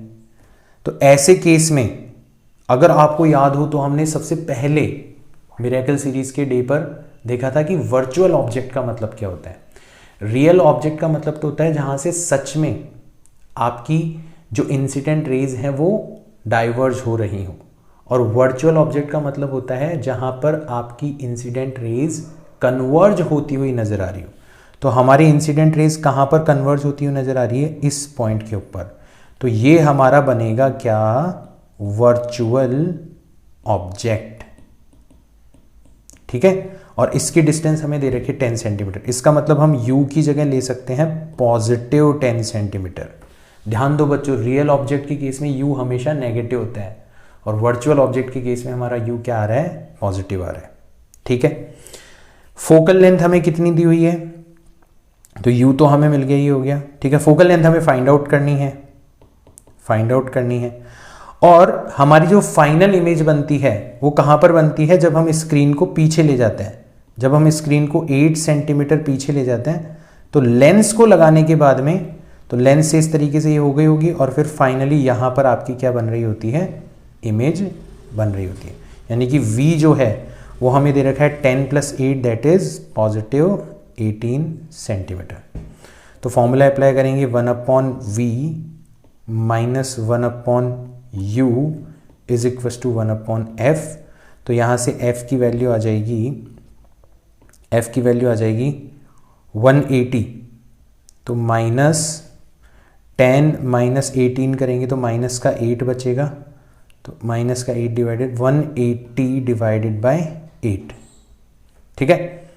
यानी कि -2 टाइम्स गया, फिर बचा 20, 2 टाइम्स गया, ये हो जाएगा 22.5 सेंटीमीटर। और फोकल लेंथ नेगेटिव आ रही है, तो किस लेंस के लिए फोकल लेंथ नेगेटिव होती है, आप पता लगा लोगे सर, कॉनकेव लेंस के लिए जो फोकल लेंथ है वो क्या होती है, नेगेटिव। तो मैंने यहाँ पे उल्टा बना दिया लेंस, कैसा होगा, कॉनकेव लेंस होगा, ठीक है। क्वेश्चन करने के बाद में पता चला कि कैसा वाला लेंस होगा, हमारा कॉनकेव लेंस होगा यहाँ पर, ठीक है। तो इस तरीके से हम क्वेश्चन को कर सकते हैं। तो जैसा जैसा कहा गया है वैसा वैसा फॉलो करते चले जाओ, आपका काम जो है वो बड़ी आसानी से होता चला जाएगा, ठीक है ना। अब अगला टॉपिक है हमारा, अगर हम एक लेंस को काटें तो जो पार्ट्स हैं उनके बारे में हम क्या क्या कह सकते हैं। तो अगर आप लेंस को इस तरीके से बीच में से काटते हो, 2 पार्ट्स बना लेते हो, तो आपने नोटिस किया कि इस प्रोसेस में ना तो हमारा R1 चेंज हुआ पार्ट्स के लिए, ना R2 चेंज हुआ, ना लेंस का मटेरियल चेंज हुआ, ना ही सराउंडिंग चेंज हुई। और हमारी फोकल लेंथ इन्हीं चारों चीज़ों के ऊपर डिपेंड करती थी, तो हमारी फोकल लेंथ के ऊपर भी कोई फर्क नहीं पड़ेगा। अगर इस पूरे के पूरे लेंस की फोकल लेंथ f है तो इसकी भी f होगी और इसकी भी f होगी।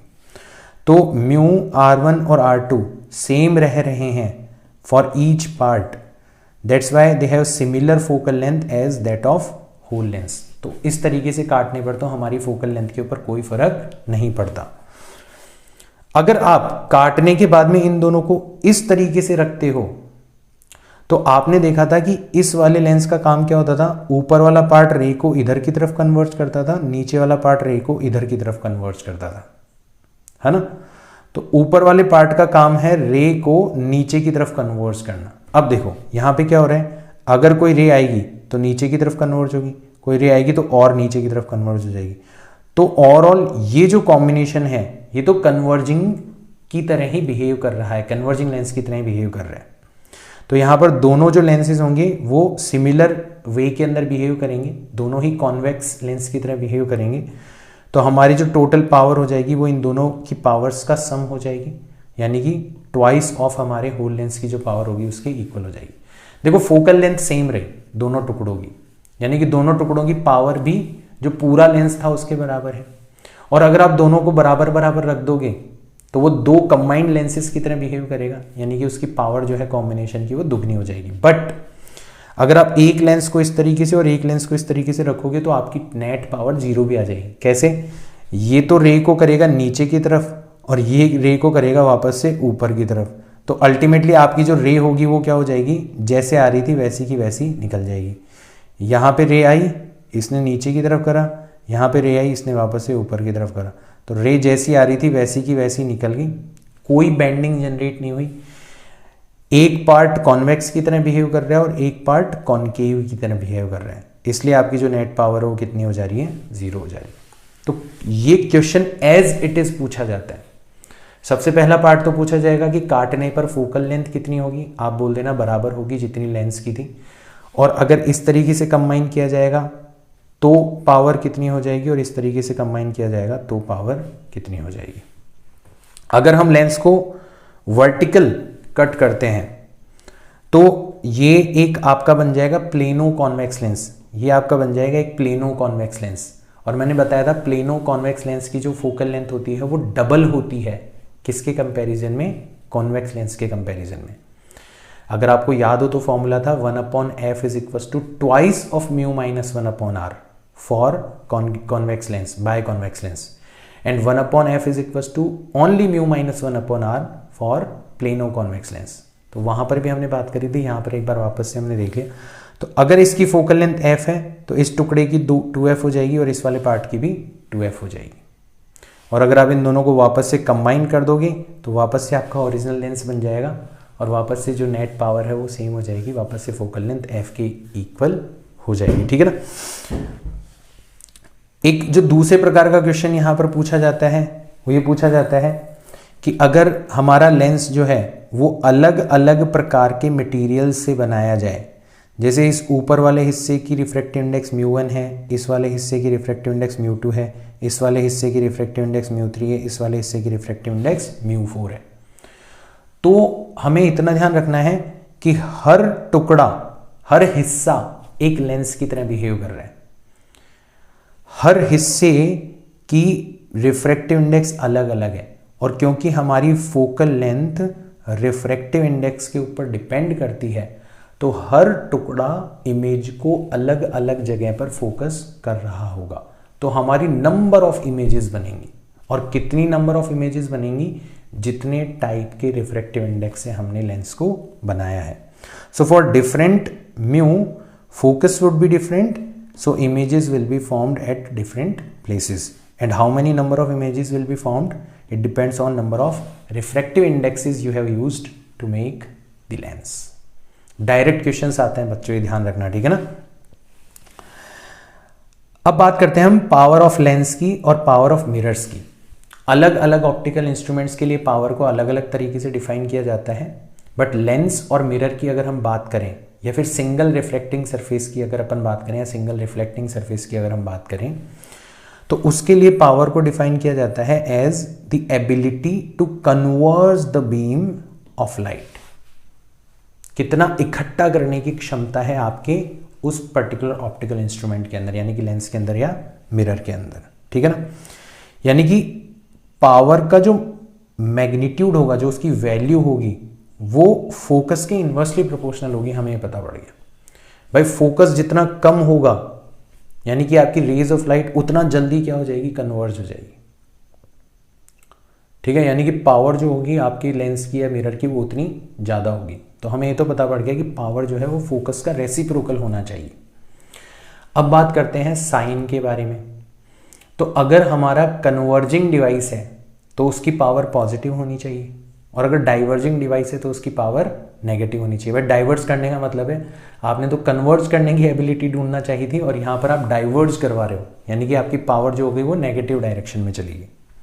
इसीलिए ध्यान रखना, कॉनकेव मिरर जो होता है, कॉनकेव मिरर जो होता है वो असल में ऐसा होता है ना, कॉनकेव मिरर ऐसा होता है, तो रेज आती हैं और कन्वर्ज हो जाती है, यानी कि कॉनकेव मिरर की जो पावर है वो पॉजिटिव होनी चाहिए। कॉनकेव मिरर की फोकल लेंथ होती है नेगेटिव और पावर होनी चाहिए पॉजिटिव।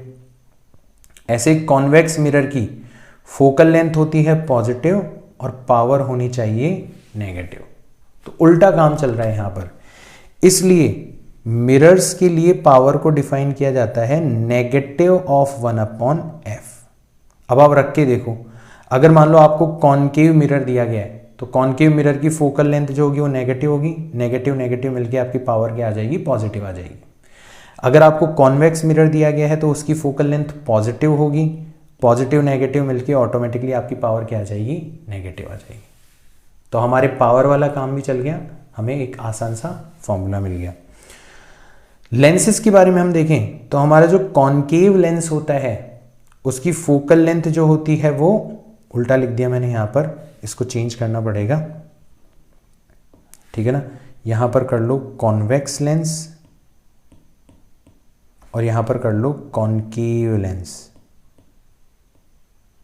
ठीक है। चलो अब हमारा सही, तो कॉन्वेक्स लेंस जो होता है उसकी फोकल लेंथ क्या होती है, पॉजिटिव होती है, ठीक है। इसको भी चेंज करना पड़ेगा, ये कॉपी पेस्ट का नतीजा है।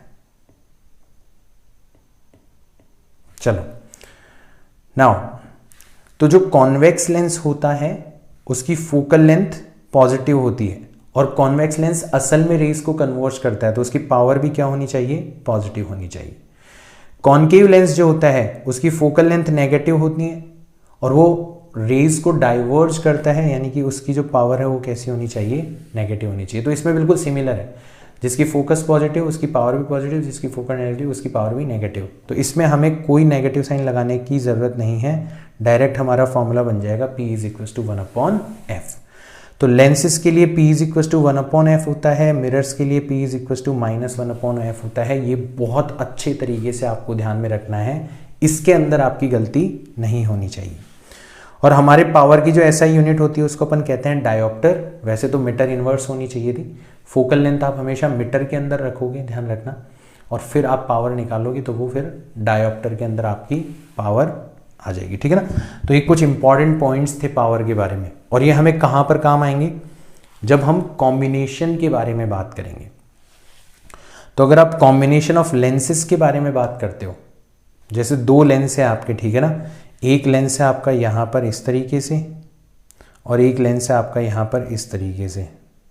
दोनों लेंसेज के बीच की जो डिस्टेंस है वो आपको दे रखी है d। इसकी फोकल लेंथ f1 है, इसकी फोकल लेंथ f2 है। विथ साइन कन्वेंशन आपको यूज करनी है अकॉर्डिंग टू फॉर्मूला, ठीक है ना। तो आपकी जो कॉम्बिनेशन की फोकल लेंथ होगी वो आप इस फॉर्मूला को यूज करके फाइंड आउट कर सकते हो, that is 1/f1 + 1/f2 - d/f1 times f2। NCERT में हमारे थिन लेंसेज इन कॉन्टेक्ट वाला कॉम्बिनेशन जो है दिया गया है, तो ज़्यादातर चांसेस उसके ऊपर पूछे जाने के हैं सवाल। तो हमें ये सारी चीज़ें पता पड़ गई। तो नॉर्मली हमारा जो डी होता है वो बहुत ही छोटा होता है, हमारे जो लेंसेज होते हैं वो कॉन्टेक्ट में होते हैं, तो हम डी को क्या कर सकते हैं, नेग्लेक्ट कर सकते हैं। तो हमारा फॉर्मूला हो जाएगा 1/f = 1/f1 + 1/f2। यह बड़ी आसानी से डिराइव कर सकते हो। कैसे डिराइव करोगे, पहला वाला लेंस मान लो इमेज बनाएगा कहाँ पर, 1/v' पर, तो 1/v' - 1/u = 1/f1 हो जाएगा। जो पहले वाले के कारण इमेज बन रही है वो दूसरे के लिए ऑब्जेक्ट की तरह बिहेव करेगी, तो फाइनल इमेज जो बनेगी वो हो जाएगी 1/v minus 1/v dash is equal to 1/f2। ये हो गई आपकी इक्वेशन नंबर 1, ये हो गई आपकी इक्वेशन नंबर 2। और जब आप इक्वेशन 1 और इक्वेशन 2 को ऐड करोगे तो अपने आप ही 1/v माइनस 1/u किसके इक्वल आ जाएगा, 1/f1 प्लस 1/f2। अब v क्या है, फाइनल इमेज की लोकेशन, u क्या है, इनिशियल ऑब्जेक्ट की लोकेशन। तो ये वाली जो साइड है वो एक तरीके से किसकी तरह बिहेव कर रही है, कॉम्बिनेशन की फोकल लेंथ की तरह बिहेव कर रही है। तो 1/f is equal to 1/f1 plus 1/f2 simple तरीके से डिराइव किया जा सकता है, उसको लेके आपको टेंशन करने की ज़रूरत नहीं है। अगर आपको मिरर्स और लेंस का कॉम्बिनेशन दे दिया जाए, और खासकर तब जब वो आपस में कांटेक्ट में हो, ठीक है ना। देखो जब कांटेक्ट में ना हो तब तो आपको क्या करना है, हर लेंस के लिए, हर मिरर के लिए लेंस फॉर्मूला या मिरर फॉर्मूला लगा के इमेज की जो लोकेशन है वो फाइंड आउट करते चले जाना है। पहले लेंस की वजह से फाइंड आउट करो, उसको दूसरे के लिए ऑब्जेक्ट बनाओ, फिर दूसरे से फाइंड आउट करो, फिर तीसरे के लिए ऑब्जेक्ट बनाओ, फिर तीसरे से फाइंड आउट करो। That's how you will proceed, ठीक है ना। अभी हम क्वेश्चंस के अंदर देखेंगे।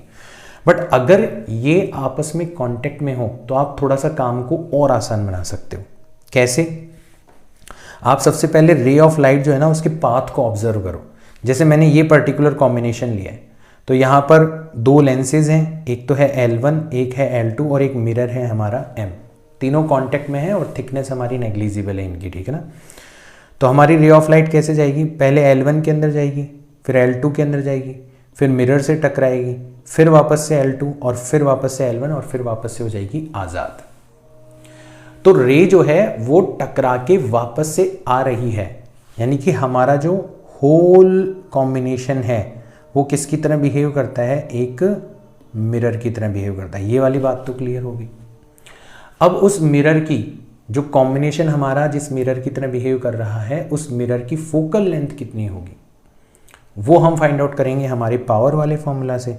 तो हमारी जो कंबाइंड पावर होगी वो आप काउंट करते जाओ, पहले वाले लेंस की पावर, दूसरे वाले लेंस की पावर, मिरर की पावर, फिर दूसरे वाले लेंस की पावर और फिर पहले वाले लेंस की पावर, इन सब का सम होगी। जहाँ जहाँ से लाइट गुजर रही है उनकी सबकी पावर काउंट करते हुए चलो, और इस तरीके से आप कॉम्बिनेशन की इक्विवेलेंट पावर निकाल सकते हो और उसके थ्रू आप फिगर आउट कर सकते हो कि आपका कॉम्बिनेशन किस प्रकार के मिरर की तरह बिहेव कर रहा है। और फिर उसके अंदर आप मिरर फॉर्मूला अप्लाई करके फाइनल इमेज की लोकेशन जो है वो आसानी से फाइंड आउट कर सकते हो, ठीक है ना।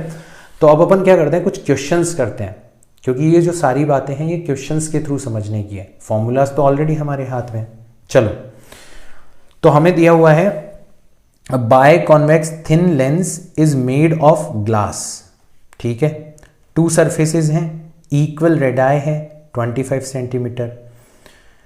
एक सरफेस को क्या कर दिया गया है, silver from outside to make it a mirror. Where should an object be placed before this lens so that the image coincides with the object.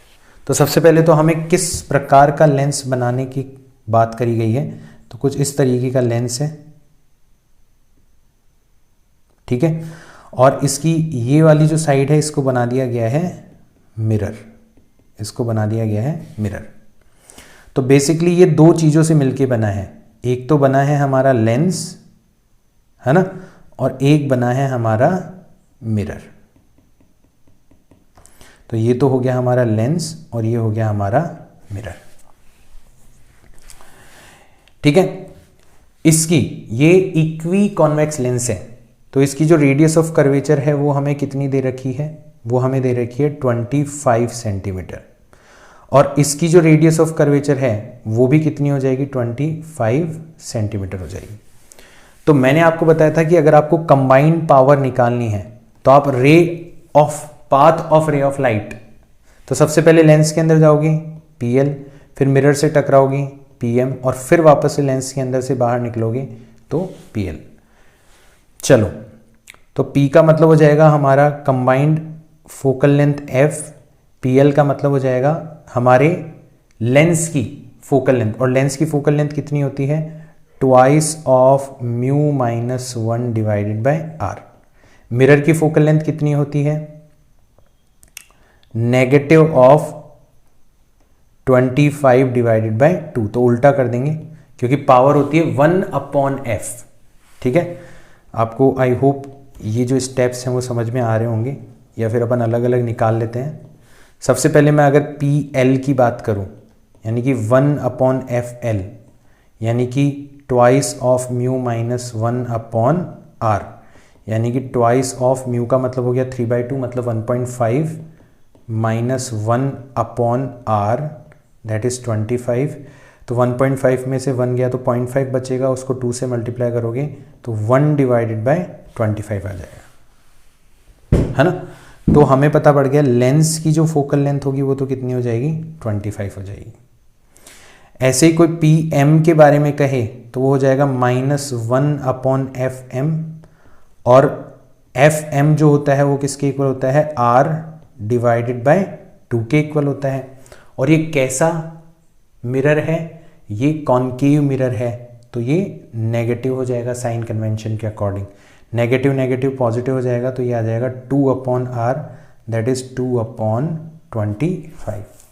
ये आपकी PM की वैल्यू आ जाएगी। तो आपकी जो कंबाइंड पावर होगी वो हो जाएगी PL का मतलब हो गया 1/25, PM ये हो गया आपका 2/25, हमने साइन कन्वेंशन इंक्लूड कर दिया, वापस से PL यानी कि 1/25। तो ओवरऑल आपकी पावर आ जाएगी 2 + 1 3 + 1 4 डिवाइडेड बाय 25। यही हमारे ओवरऑल फोकल लेंथ के इक्वल आ जाएगी। तो फोकस आ जाएगा हमारा 25 डिवाइडेड बाय 4। अब ओवरऑल ये कॉम्बिनेशन किसकी तरह बिहेव कर रहा है? मिरर की तरह बिहेव कर रहा है। तो मिरर फॉर्मूला क्या होता है? 1/v + 1/u is equal to 1/f। ठीक है, अब हमें कह रखा है कि जहां पर ऑब्जेक्ट है वहीं पर हमारी इमेज बन रही है। ये तो कह रखा है image coincides with the object, जहां पर ऑब्जेक्ट है वहीं पर हमारी इमेज बन रही है। तो अगर हमारा ऑब्जेक्ट -x पर है तो हमारी इमेज भी कहां पर होनी चाहिए? -x पर होनी चाहिए। ठीक है, तो अपन v की जगह भी रख देते हैं -x और u की जगह भी रख देते हैं -x is equal to 1/f। तो ये हो जाएगा -2/x is equal to 1/f। तो x की वैल्यू आ जाएगी -2f, और f की वैल्यू कितनी है? 25 डिवाइडेड बाय 4। तो -2f करेंगे तो -25 डिवाइड बाय 2 आ जाएगी, यानी कि -12.5 सेंटीमीटर। तो हमें ऑब्जेक्ट को कहाँ पर रखना चाहिए? इस कॉम्बिनेशन से 12.5 सेंटीमीटर पर रखना चाहिए, ताकि हमारी फाइनल इमेज वहीं पर बन सके जहां पर हमारा ऑब्जेक्ट था। तो स्टेप से समझो, लेंस का और मिरर का कॉम्बिनेशन था, दोनों के बीच में कोई भी गैप नहीं थी, दोनों की अलग अलग फोकल लेंथ निकाल ली, दोनों की अलग अलग पावर निकाल ली, कॉम्बिनेशन की पावर निकाल ली, कॉम्बिनेशन की पावर से कॉम्बिनेशन की फोकल लेंथ आ गई, कॉम्बिनेशन एक मिरर की तरह बिहेव करेगा, मिरर फॉर्मूला लगाया और फिर फाइनली जो भी डिजायर्ड रिजल्ट है वो आपको मिल गया। इस तरीके से आप आसानी से क्वेश्चंस कर सकते हो। ठीक है ना। ये देखो, parallel beam of light is incident on system of two convex lenses of focal length f1 is equals to 20 and f2 is equals to 10. What should be the distance between the two lenses so that rays after refraction from both the lenses pass undeviated? Undeviated pass हो रही है, undeviated pass हो रही है। इसका मतलब हमारी focal length combination की कितनी है? इनफाइनाइट। और हमारा फॉर्मूला हुआ करता था 1/f is equal to 1/f1 plus 1/f2 minus d/f1 f2। तो कॉम्बिनेशन की जो फोकल लेंथ है वो इन्फिनिटी है, यानी कि कॉम्बिनेशन जो है वो सिंपली एक ट्रांसपेरेंट मीडियम की तरह बिहेव कर रहा है। भाई अगर लेंस होता, अगर फोकल लेंथ कुछ आती तो डिविएशन होता, यहाँ पर कोई डिविएशन नहीं हो रहा, रेज बिल्कुल सीधी दिशा के अंदर निकल गई। पहले वाले लेंस की वजह से डिविएशन हुआ, दूसरे वाले की वजह से डिविएशन हुआ, बट ओवरऑल आपकी रेज जो है वो सीधी डायरेक्शन के अंदर निकल गई। मतलब ओवरऑल आपका जो कॉम्बिनेशन है उसकी फोकल लेंथ कितनी हो जाएगी? इनफाइनाइट हो जाएगी। उसकी पावर कितनी हो जाएगी? 0 हो जाएगी। ठीक है ना। तो हम 1/f, f की जगह इनफाइनाइट रखेंगे तो 1/f आ जाएगा 0, 1/f1 यानी कि 20, 1/f2 यानी कि 10, दोनों कॉन्वेक्स लेंसेज है, दोनों की फोकल लेंथ पॉजिटिव होगी, माइनस d/20 मल्टीप्लाइड बाय 10। तो जब आप इसको सॉल्व करोगे तो d/200 जो होगा 1/20 प्लस 1/10 करोगे तो ये आ जाएगा 2/20 मतलब 3/20 आ जाएगा। तो यहाँ से d की वैल्यू आ जाएगी 3 टाइम्स 200 डिवाइडेड बाय 20 यानी कि 60 सेंटीमीटर। यानी कि हमारा ऑप्शन नंबर ए जो है वो करेक्ट हो जाना चाहिए। सिंपल सा क्वेश्चन है, हमारे पास में हथियार था, सिचुएशन से हमने मैच करवाया, हमने थोड़ा बहुत दिमाग लगाया कि हाँ यार अगर रेज बिना डिविएशन के पास हो रही है तो कॉम्बिनेशन की जो फोकल लेंथ है वो इनफाइनाइट होनी चाहिए, कॉम्बिनेशन की पावर जो है वो 0 होनी चाहिए। छोटे छोटे पॉइंट्स पकड़ने हैं आपको, छोटे छोटे पॉइंट्स पकड़ लोगे तो आपका क्वेश्चन कहीं नहीं जाएगा, ठीक है ना। ये क्वेश्चन देखो, एक कॉन्वेक्स लेंस के बारे में जिसकी फोकल लेंथ 30 सेंटीमीटर है, फिर एक कॉनकेव लेंस है जिसकी फोकल लेंथ 120 सेंटीमीटर है, फिर एक प्लेन मिरर है और उनको इस तरीके से अरेंज किया गया है, ठीक है। For an object kept at a distance of 60 centimetre, ठीक है। तो हमारे इस वाले लेंस से 60 सेंटीमीटर पर हमने ऑब्जेक्ट को रखा है। The final image formed by the combination is a real image at a distance of, कहाँ पर बनेगी वो रियल इमेज, वो हमें फाइंड आउट करना है। तो अब देखो यहाँ पर हम कॉम्बिनेशन वाला फंडा नहीं लगा सकते क्योंकि डिवाइसेस के बीच में हमें क्या दे रखा है, गैप दे रखा है। तो हमें हर डिवाइस पे क्या लगाना पड़ेगा, फॉर्मूला लगाना पड़ेगा। तो सबसे पहले हम लगाते हैं for convex lens. Convex lens के लिए अपन लगाते हैं, तो कॉन्वेक्स लेंस के लिए हमें v फाइंड आउट करना है। u हमें दे रखा है कितना, 60, साइन कन्वेंशन के अकॉर्डिंग -60 हो जाएगा, is equal to 1/f, focal length इसकी पॉजिटिव 30 हो जाएगी, कॉन्वेक्स लेंस की फोकल लेंथ पॉजिटिव होती है। ये माइनस और ये वाला माइनस पॉजिटिव हो जाएंगे और उसको उधर ले जाओगे तो वापस से नेगेटिव हो जाएगा। तो 1/a हो जाएगा आपका -1/60 प्लस 1/30, ठीक है। यानी कि 2/60 यानी कि आ जाएगा 1/60। तो v की वैल्यू आ जाएगी आपकी +60 सेंटीमीटर। अब +60 सेंटीमीटर का मतलब है कि हमारी रे जो है वो लेंस से इंसिडेंट रे की तरफ अगर अपन 60 सेंटीमीटर चले जाएं तो उस पॉइंट पर बन रही होगी। अब इस वाले लेंस से 60 सेंटीमीटर आप कह लो, इन दोनों के बीच का गैप आपको कितना दे रखा है, 20 दे रखा है। तो इस वाले लेंस से उसकी जो डिस्टेंस हो जाएगी वो कितनी हो जाएगी, 40 सेंटीमीटर हो जाएगी। प्लस इंसिडेंट रे की तरफ जा रहे हैं अपन। तो देखो यहां पर आपको थोड़ा सा केयरफुल रहना है, यहां पर आपको केयरफुल रहना है।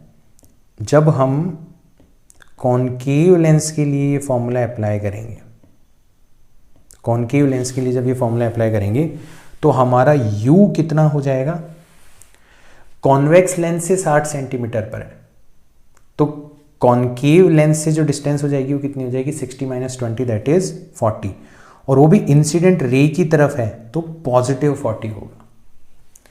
v हमें फाइंड आउट करना है और हमारी जो फोकल लेंथ होती है वो नेगेटिव होती है कॉनकेव लेंस के लिए, तो -120 सेंटीमीटर हमारी फोकल लेंथ हो गई। तो ये हो जाएगा आपका 1/v minus 1/+40 is equal to 1/-120।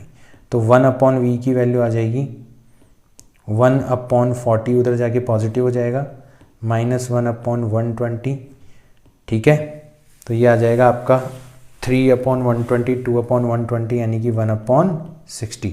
तो अगेन आपका v कितना आ रहा है, 60 सेंटीमीटर आ रहा है। अब देखो ये डिस्टेंसेस हम कहां से मेजर कर रहे थे, कॉनकेव लेंस से मेजर कर रहे थे। तो अब यहां से पॉजिटिव 60 आ रहा है, मतलब इस डायरेक्शन में 60 सेंटीमीटर पर हमारी इमेज बन रही है, ठीक है।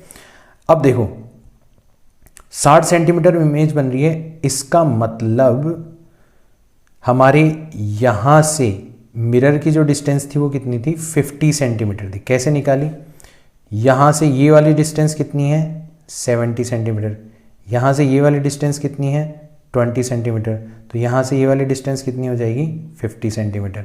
हमारी इमेज कहाँ पर बन रही है, 60 सेंटीमीटर पर। तो जो बच गई, यहाँ से डिस्टेंस बच गई, वो कितनी होगी आपकी, 10 सेंटीमीटर होगी। तो मिरर के पीछे 10 सेंटीमीटर पर हमारी इमेज बनने वाली थी, तो मिरर उसको रिफ्लेक्ट करके कहाँ पर बना देगा, यहाँ पर आगे 10 सेंटीमीटर पर बना देगा। यहाँ पर 10 सेंटीमीटर बना देगा। इसका मतलब आप कह सकते हो कि इस जगह से उसकी जो डिस्टेंस होगी वो कितनी हो जाएगी, यहाँ से लेके यहाँ तक 20 है और इधर से 10 सेंटीमीटर पर बना रहे हो। पूरी टोटल डिस्टेंस 50 सेंटीमीटर थी, तो बची आपकी 40 सेंटीमीटर। तो 20 + 40 मतलब हमारी कितनी हो जाएगी, 60 सेंटीमीटर डिस्टेंस हो जाएगी। आ रहा है समझ में? मैं एक बार इसको बना के बताता हूँ, ठीक है ना, तब आपको क्लियरली ये समझ में आएगा। देखो, ये जो ऑब्जेक्ट है ये कितनी डिस्टेंस पर इमेज बनाने वाला था, ये बनाने वाला था यहाँ से 60 सेंटीमीटर पर, ठीक है, 60 सेंटीमीटर। ये कलर आई गेस आपको नहीं दिख रहा होगा, तो कलर अपन लेते हैं दूसरा। तो यहां से हमारी इमेज बनने वाली थी कितने सेंटीमीटर पर, 60 सेंटीमीटर पर बनने वाली थी, ठीक है। ये वाली जो डिस्टेंस है वो कितनी है, 20 सेंटीमीटर है। तो जो बच गई वो कितनी होगी, 40 सेंटीमीटर होगी। फिर यहाँ से जो इमेज बनने वाली थी वो भी 60 सेंटीमीटर पर बनने वाली थी। ये वाली डिस्टेंस कितनी है, 50 है। तो ये वाली जो बच गई वो कितनी होगी, 10 सेंटीमीटर।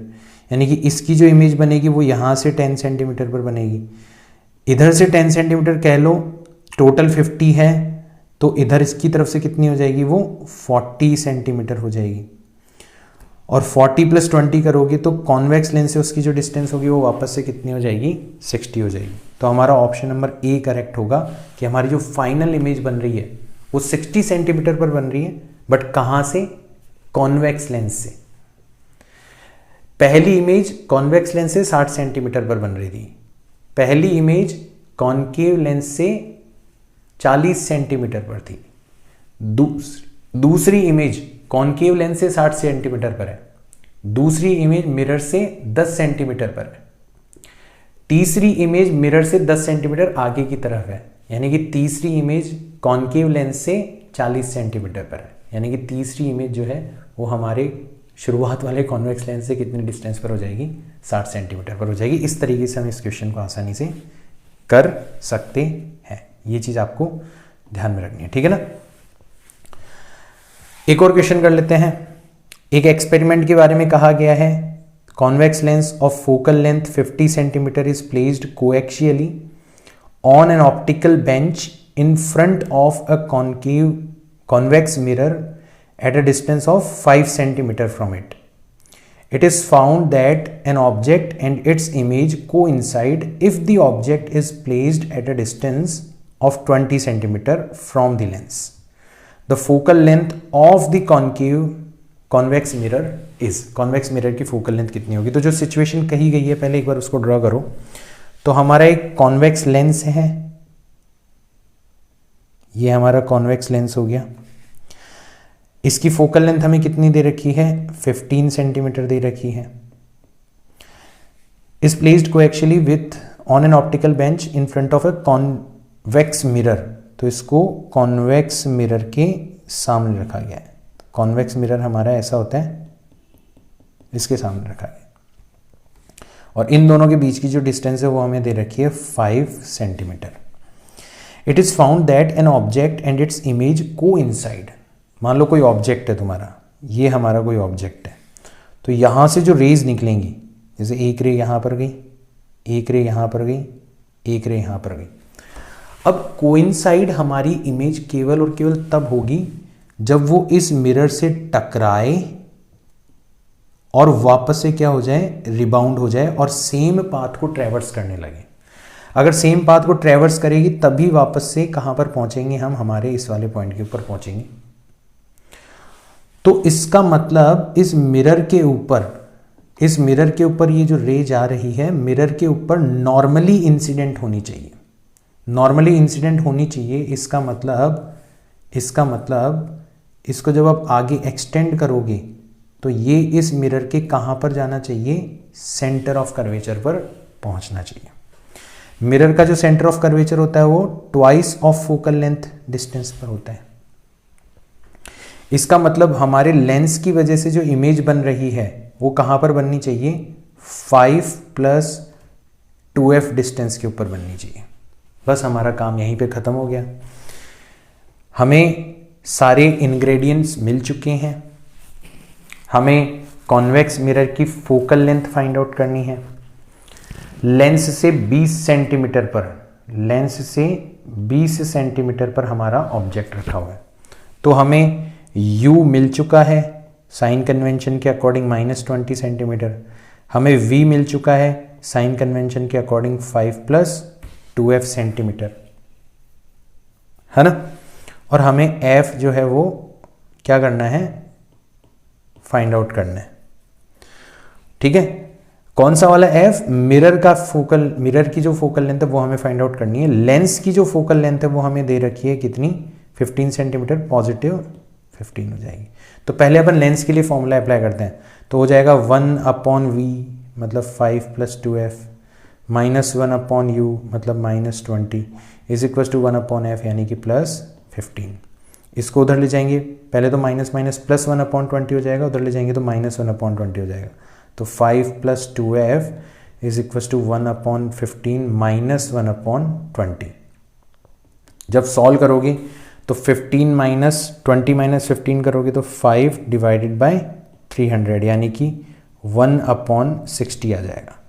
यानी कि 60 = 5 + 2f होगा। 60 में से 5 गए तो 55 बचेंगे, तो f की वैल्यू आ जाएगी 55/2। 55/2 का मतलब हो जाएगा आपका 27.5 सेंटीमीटर। यानी कि हमारा ऑप्शन नंबर ए जो है वो करेक्ट हो जाना चाहिए। तो मैंने ये जितने भी वैरायटी ऑफ क्वेश्चन आपको करवाए हैं, और बिलीव मी मैंने आपको हर प्रकार के क्वेश्चन करवाए हैं, ठीक है ना, मतलब पूरा निचोड़ जो है हमने टॉपिक का निकाला है। तो इसमें आपने क्या महसूस किया कि हमारे पास में कुछ हैंडफुल फॉर्मूलाज हैं, थोड़ा सा ध्यान से हमें अप्लाई करना है, साइन कन्वेंशन का हमेशा हमें ध्यान रखना है ना, और थोड़ा सा इमेज को फॉलो करना है। जो फॉर्मूला से आपका जो रिजल्ट आ रहा है ना, उसको रीड करना आना चाहिए कि v नेगेटिव आ रहा है तो इसका मतलब क्या है, v पॉजिटिव आ रहा है तो इसका मतलब क्या है, इमेज कहाँ पर बन रही है। कभी किसी सवाल के अंदर नहीं अटकोगे, इनफैक्ट आपको मजा आएगा। तो आपका जो क्विज मैं डालूंगा, अब हमारा रे ऑप्टिक्स का जो चैप्टर है वो खत्म होने वाला है, लास्ट वीडियो बचा है इसका, ठीक है ना। तो इसके मैं 4 या 5 क्विज डालने वाला हूं, ठीक है, और उन क्विज का वीडियो सॉल्यूशन भी मैं डालूंगा। और वो क्विज अगर आप नहीं देखोगे मिरेकल सीरीज के साथ में तो फिर मिरेकल नहीं हो पाएगा। कंप्लीट काम करना है हमें, मिरेकल सीरीज से वीडियोस देखने हैं और क्विज अटेम्प्ट करने हैं। और अब मैंने आपको बोला था ना कि इस वीक जो है मेरा शेड्यूल थोड़ा सा गड़बड़ रहेगा, लेकिन नेक्स्ट वीक से बिल्कुल प्रॉपर टाइम पर आपको वीडियो मिलेंगे। डीएनए सीरीज वापस से स्टार्ट होगी, उसके वीडियो सॉल्यूशन से स्टार्ट होंगे, क्योंकि मैं इतने दिनों से इन सारे के सारे कामों को मैनेज करने के अंदर लगा हुआ था। अब बिल्कुल परफेक्टली मैनेज्ड है, अब कोई टेंशन नहीं है, ठीक है ना। तो हमारा जो लास्ट कंसेप्ट है वो पढ़ते हैं अपन, ठीक है ना। And it is called displacement method. एक कॉन्वेक्स लेंस, ध्यान रखो, डिस्प्लेसमेंट मेथड केवल और केवल किसके लिए एप्लीकेबल होता है, केवल और केवल कॉन्वेक्स लेंस के लिए एप्लीकेबल होता है, ठीक है ना। और वो भी किस कंडीशन में, जब आपका डी जो है, डी का मतलब है ऑब्जेक्ट और स्क्रीन के बीच की जो डिस्टेंस है वो ग्रेटर देन 4f हो। अभी मैं पूरा डिटेल में बताता हूं इसका मतलब क्या है।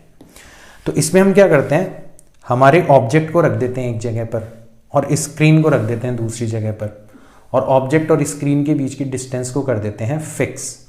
इस बात का ख्याल रखते हैं कि हमारी जो डिस्टेंस है वो फोकल लेंथ के 4 गुना से ज़्यादा हो।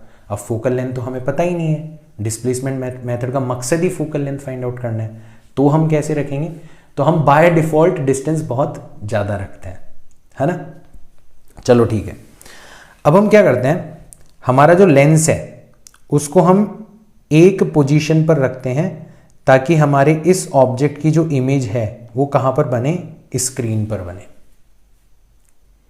तो ये हमारी पहली पोजीशन हो गई लेंस की। जब आप इस लेंस को डिस्प्लेस करोगे तो आपको एक पोजीशन और मिलेगी लेंस की, जिसके लिए इस ऑब्जेक्ट की इमेज कहां पर बन रही होगी, स्क्रीन के ऊपर बन रही होगी। ऑब्जेक्ट अपनी जगह पर है, स्क्रीन अपनी जगह पर है, लेंस दो अलग अलग पोजीशंस पर जा रहा है। एक पोजीशन पर रखा तो भी इमेज स्क्रीन पर बन रही है, दूसरी पोजीशन पर रखा तो भी इमेज स्क्रीन पर बन रही है।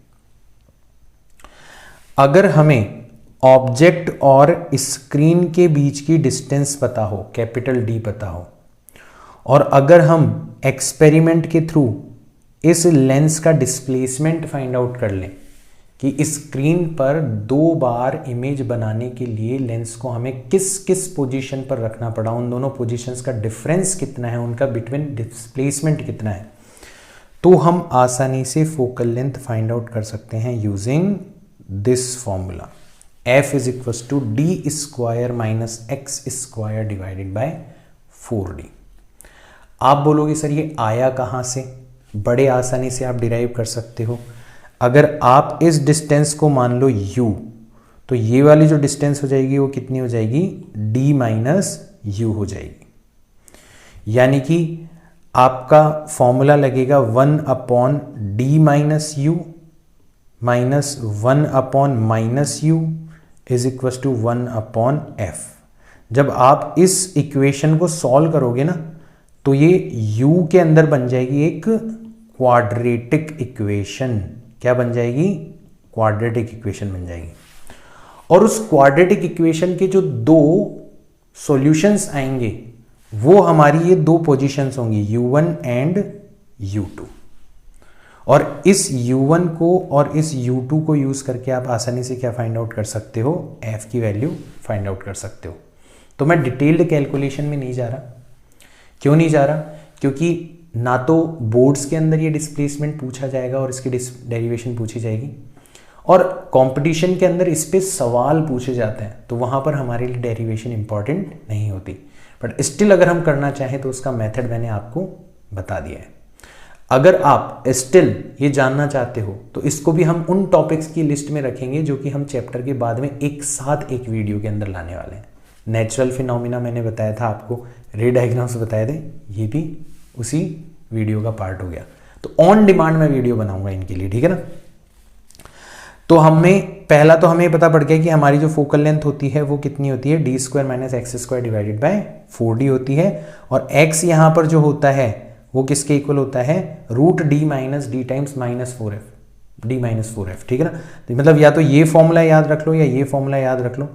हमें d और x दिया जाता है तो ये फोकस फाइंड आउट करने के काम में आता है, और हमें फोकस और d दिया जाता है तो हमें डिस्प्लेसमेंट फाइंड आउट करने के काम में आता है। क्वेश्चन में दोनों ही चीजें पूछी जाती है और डायरेक्ट फॉर्मूला बेस्ड क्वेश्चन होंगे बच्चों, ध्यान रखना। अगर कोई पूछे हमारा u1 कितना होगा तो वो हो जाएगा d minus x divided by 2, जो छोटा वाला u1, और u2 कितना होगा वो हो जाएगा d plus x divided by 2। हमारा u1 v2 के इक्वल होगा और u2 v1 के इक्वल होगा। मतलब यहां पर जो u की तरह बिहेव कर रहे हैं वो इस वाले के लिए किसकी तरह बिहेव करेगा, v2 की तरह बिहेव करेगा। और यहाँ पर जो u2 की तरह बिहेव कर रहा है वो v1, देख रहे हो ना, डिस्टेंसेस ज़्यादा वाली आपस में इक्वल, कम वाली आपस में इक्वल, तो ये आपस में इक्वल होते हैं, ठीक है ना। तो इनकी वैल्यूज हमें ध्यान में रखनी है। अच्छा, हमारा m1 जो होगा वो v1 अपॉन u1 के इक्वल हो जाएगा, मतलब d plus x upon D minus x. और m2 जो होगा वो v2 अपॉन u2 के इक्वल हो जाएगा, मतलब d minus x upon D plus x. तो अगर आप m1 को m मान लोगे तो आप देखोगे m2 जस्ट इसका क्या आ रहा है, रेसिप्रोकल आ रहा है। इसका मतलब आपका जो मैग्निफिकेशन प्रोड्यूस होता है दोनों कंडीशंस के अंदर वो एक दूसरे के रेसिप्रोकल के इक्वल होता है। मतलब एक से इमेज अगर 2 टाइम्स मैग्नीफाइड हो रही है तो दूसरे से पक्का 1/2 टाइम्स मैग्नीफाई होगी, मतलब डिमिनिश हो जाएगी। तो ओवरऑल m1 m2 का जो मल्टीप्लीकेशन है वो हमेशा कितना रहेगा, 1 रहेगा। और अगर हमें m1 m2 दे दिया जाए क्वेश्चन के अंदर तो भी हम फोकल लेंथ फाइंड आउट कर सकते हैं, किसके इक्वल हो जाएगी, x divided by m1 minus m2 के इक्वल हो जाएगी। या m दे दिया जाए, क्योंकि m1 m है तो m2 1 अपॉन m हो जाएगा, तो ये हो जाएगी M X divided by M square minus 1। मैं आपको अभी भी कह रहा हूँ बच्चों, केवल और केवल सवाल अगर आपको करने हैं और जो सवाल पूछे जाते हैं वो आपसे हो जाएंगे अगर आप केवल और केवल ये पॉइंट्स ध्यान रख लोगे। ये आया कैसे है वो मैं आपको बता चुका हूँ। इस डिस्टेंस को आप मानना u, तो ये जो v है वो बन जाएगा किसके इक्वल, d माइनस यू के इक्वल। आप लेंस फॉर्मूला अप्लाई करना, u के अंदर बनेगी क्वाड्रेटिक इक्वेशन, दो सॉल्यूशंस आ जाएंगे आपके u1 एंड u2। u1 और u2 को यूज़ करके आप x की वैल्यू निकाल लोगे और उसको यूज़ करके आप फोकल लेंथ की वैल्यू निकाल लोगे। आसानी से आप ये काम कर सकते हो, ठीक है ना भाई। u1 अपना d minus x divided by 2 है, u2 अपना d plus x divided by 2 है। तो x की वैल्यू आपको क्लियरली दिख जाएगी कितनी होनी चाहिए जब आप सॉल्व करोगे ना उस क्वाड्रेटिक इक्वेशन को। तो अगर आप डिराइव करना चाहते हो तो एक बार ट्राई करो, बट कम से कम ये रिजल्ट्स आपको ध्यान में होने चाहिए। देखो क्वेश्चंस आपके डायरेक्ट हो जाएंगे। कह रखा है कि एक कॉन्वेक्स लेंस है, forms an image of an object on A screen 30 centimetre from the lens. Lens से स्क्रीन कहां पर रखी हुई है, 30 centimetre. When lens is moved 90 centimetre towards the object, the image is again formed on the screen. आप lens को move करते हो, ऑब्जेक्ट और स्क्रीन अपनी जगह पर है, यानी कि डिस्प्लेसमेंट मेथड की बात हो रही है। Then the focal length of the lens is. तो देखो हमें क्या क्या दिया गया है क्वेश्चन में। हमें एक तो डिस्प्लेसमेंट दे दिया गया है, कितना, 90 सेंटीमीटर, और हमें दे दिया गया है v2। v2 कितना हुआ करता था, d minus x divided by 2। ये हमें कितना दे दिया गया है, 30 सेंटीमीटर दे दिया गया है। मुझे कैसे पता चला कि d माइनस एक्स अपॉन 2 ही दिया गया है, d प्लस एक्स अपॉन 2 नहीं दिया गया। तो जो आप d की वैल्यू निकालोगे ना वो आपकी पॉजिटिव आनी चाहिए। तो अगर आप d प्लस एक्स अपॉन 2 ले लोगे ना गलती से, तो आपकी d की वैल्यू नेगेटिव आ जाएगी, आपको पता पड़ जाएगा कि हमने कुछ ना कुछ गलत किया। चलो रखो, तो x की वैल्यू हमने 90 रखी, तो ये हो जाएगा d minus 90 is equal to 60। तो d की वैल्यू आ जाएगी आपकी 150। और जैसे d आ गया और f आ गया, x आ गया, तो f तो आ ही जाएगा। कितना था, d square minus X square divided by 4d। d square का मतलब 150 का स्क्वायर मतलब 22500, x मतलब 90 का स्क्वायर मतलब 8100 डिवाइडेड बाय 4 टाइम्स 150। 22500 में से 8100 गया तो बचेगा 14400 डिवाइडेड बाय 4 टाइम्स 150। 0 से 0 चला जाएगा, 4 से कैंसिल आउट कर देना, तो ये चला जाएगा आपका 3 टाइम्स, बचेंगे 2, 6 टाइम्स, 0 टाइम्स। चलो तो 3 से कैंसिल आउट हो जाएगा, ये हो जाएगा आपका 120 और ये हो जाएगा 5 टाइम्स, 5 से फिर से कैंसिल आउट हो जाएगा 24 टाइम्स। तो आपका आंसर आ जाएगा 24 सेंटीमीटर। तो ऑप्शन नंबर बी आपका करेक्ट हो जाना चाहिए। क्वेश्चन पढ़ोगे तो बड़ा डिफिकल्ट लगेगा, बस क्वेश्चन में आप एक बार रिकॉग्नाइज कर लोगे ना कि यार डिस्प्लेसमेंट मेथड लगाया जा सकता है और फॉर्मूलाज आपको पता होंगे डिस्प्लेसमेंट मेथड के, चुटकियों में आपका ये क्वेश्चन सॉल्व हो जाएगा। नेक्स्ट क्वेश्चन देखते हैं। हमें कह रखा है convex lens produces an image of a real object on a screen with a magnification of 1/2 when the lens is moved 30 centimetre towards the object, the magnification of the image on the screen is 2। तो magnification reciprocal है, object और screen fixed है, lens को move किया जा रहा है। कितना हिंट दे दिया गया है कि आपको डिस्प्लेसमेंट मेथड का यूज करना है। The focal length of the lens is, तो मैंने आपको बताया था कि अगर आपको m1 m2 दिया जाए तो फोकल लेंथ हम कैसे निकालते थे, फोकल लेंथ हम निकालते थे x divided by m1 minus m2। m1 मतलब ज़्यादा वाला मैग्निफिकेशन, m2 मतलब कम वाला मैग्निफिकेशन। तो x का मतलब हो जाएगा हमारा 30 सेंटीमीटर डिस्प्लेसमेंट, ज़्यादा वाला मैग्निफिकेशन मतलब 2, कम वाला मैग्निफिकेशन मतलब 1/2। 2 माइनस 1/2 करोगे तो कितना आ जाएगा, 3/2 आ जाएगा, मतलब 2 इंटू 30 डिवाइडेड बाई 3, 3 से 10 टाइम्स कैंसिल हो जाएगा और आपका आंसर आ जाएगा 20 सेंटीमीटर। तो आपका ऑप्शन नंबर सी जो है वो करेक्ट हो जाना चाहिए। डायरेक्ट सवाल हो रहे हैं, डायरेक्ट, ठीक है ना। तो चलो ठीक है। तो बच्चों मेरे को लगता है शायद काफ़ी टाइम भी हो चुका है, क्लास काफ़ी लंबी हो गई है शायद आज की, ठीक है ना। आज मैंने टाइमर नहीं रखा, धड़ाधड़ मैं करवाते जा रहा था।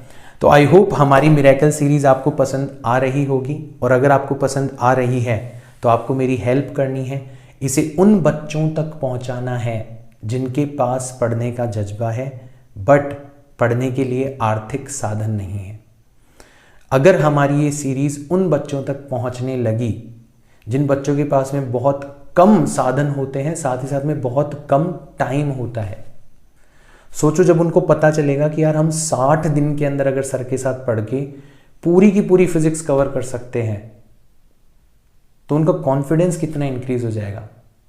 वो नहीं पढ़ने की सोच रहे हैं, वो पढ़ने की सोचने लगेंगे। आपकी क्लास में ऐसे बहुत सारे बच्चे होंगे जो फिजिक्स को इसलिए नहीं पढ़ते होंगे, उनको लगता होगा कि पहाड़ जैसा सिलेबस है, आज से पढ़ना स्टार्ट करेंगे तो अगले 10 महीने लग जाएंगे, तो छोड़ो यार, पढ़ते ही नहीं है। तो उनको जब आप बताओगे कि यार सिर्फ 60 दिन के अंदर आपका पूरा सिलेबस हो जाएगा, तो उनका कम से कम एक बार पढ़ने का मन करेगा, और हो सकता है उनका कुछ भला हो जाए। तो ऐसे बच्चों तक पहुंचाओ, ये मेरी रिक्वेस्ट है। मैं मिलता हूं आपसे नेक्स्ट वीडियो के अंदर। Till then bye.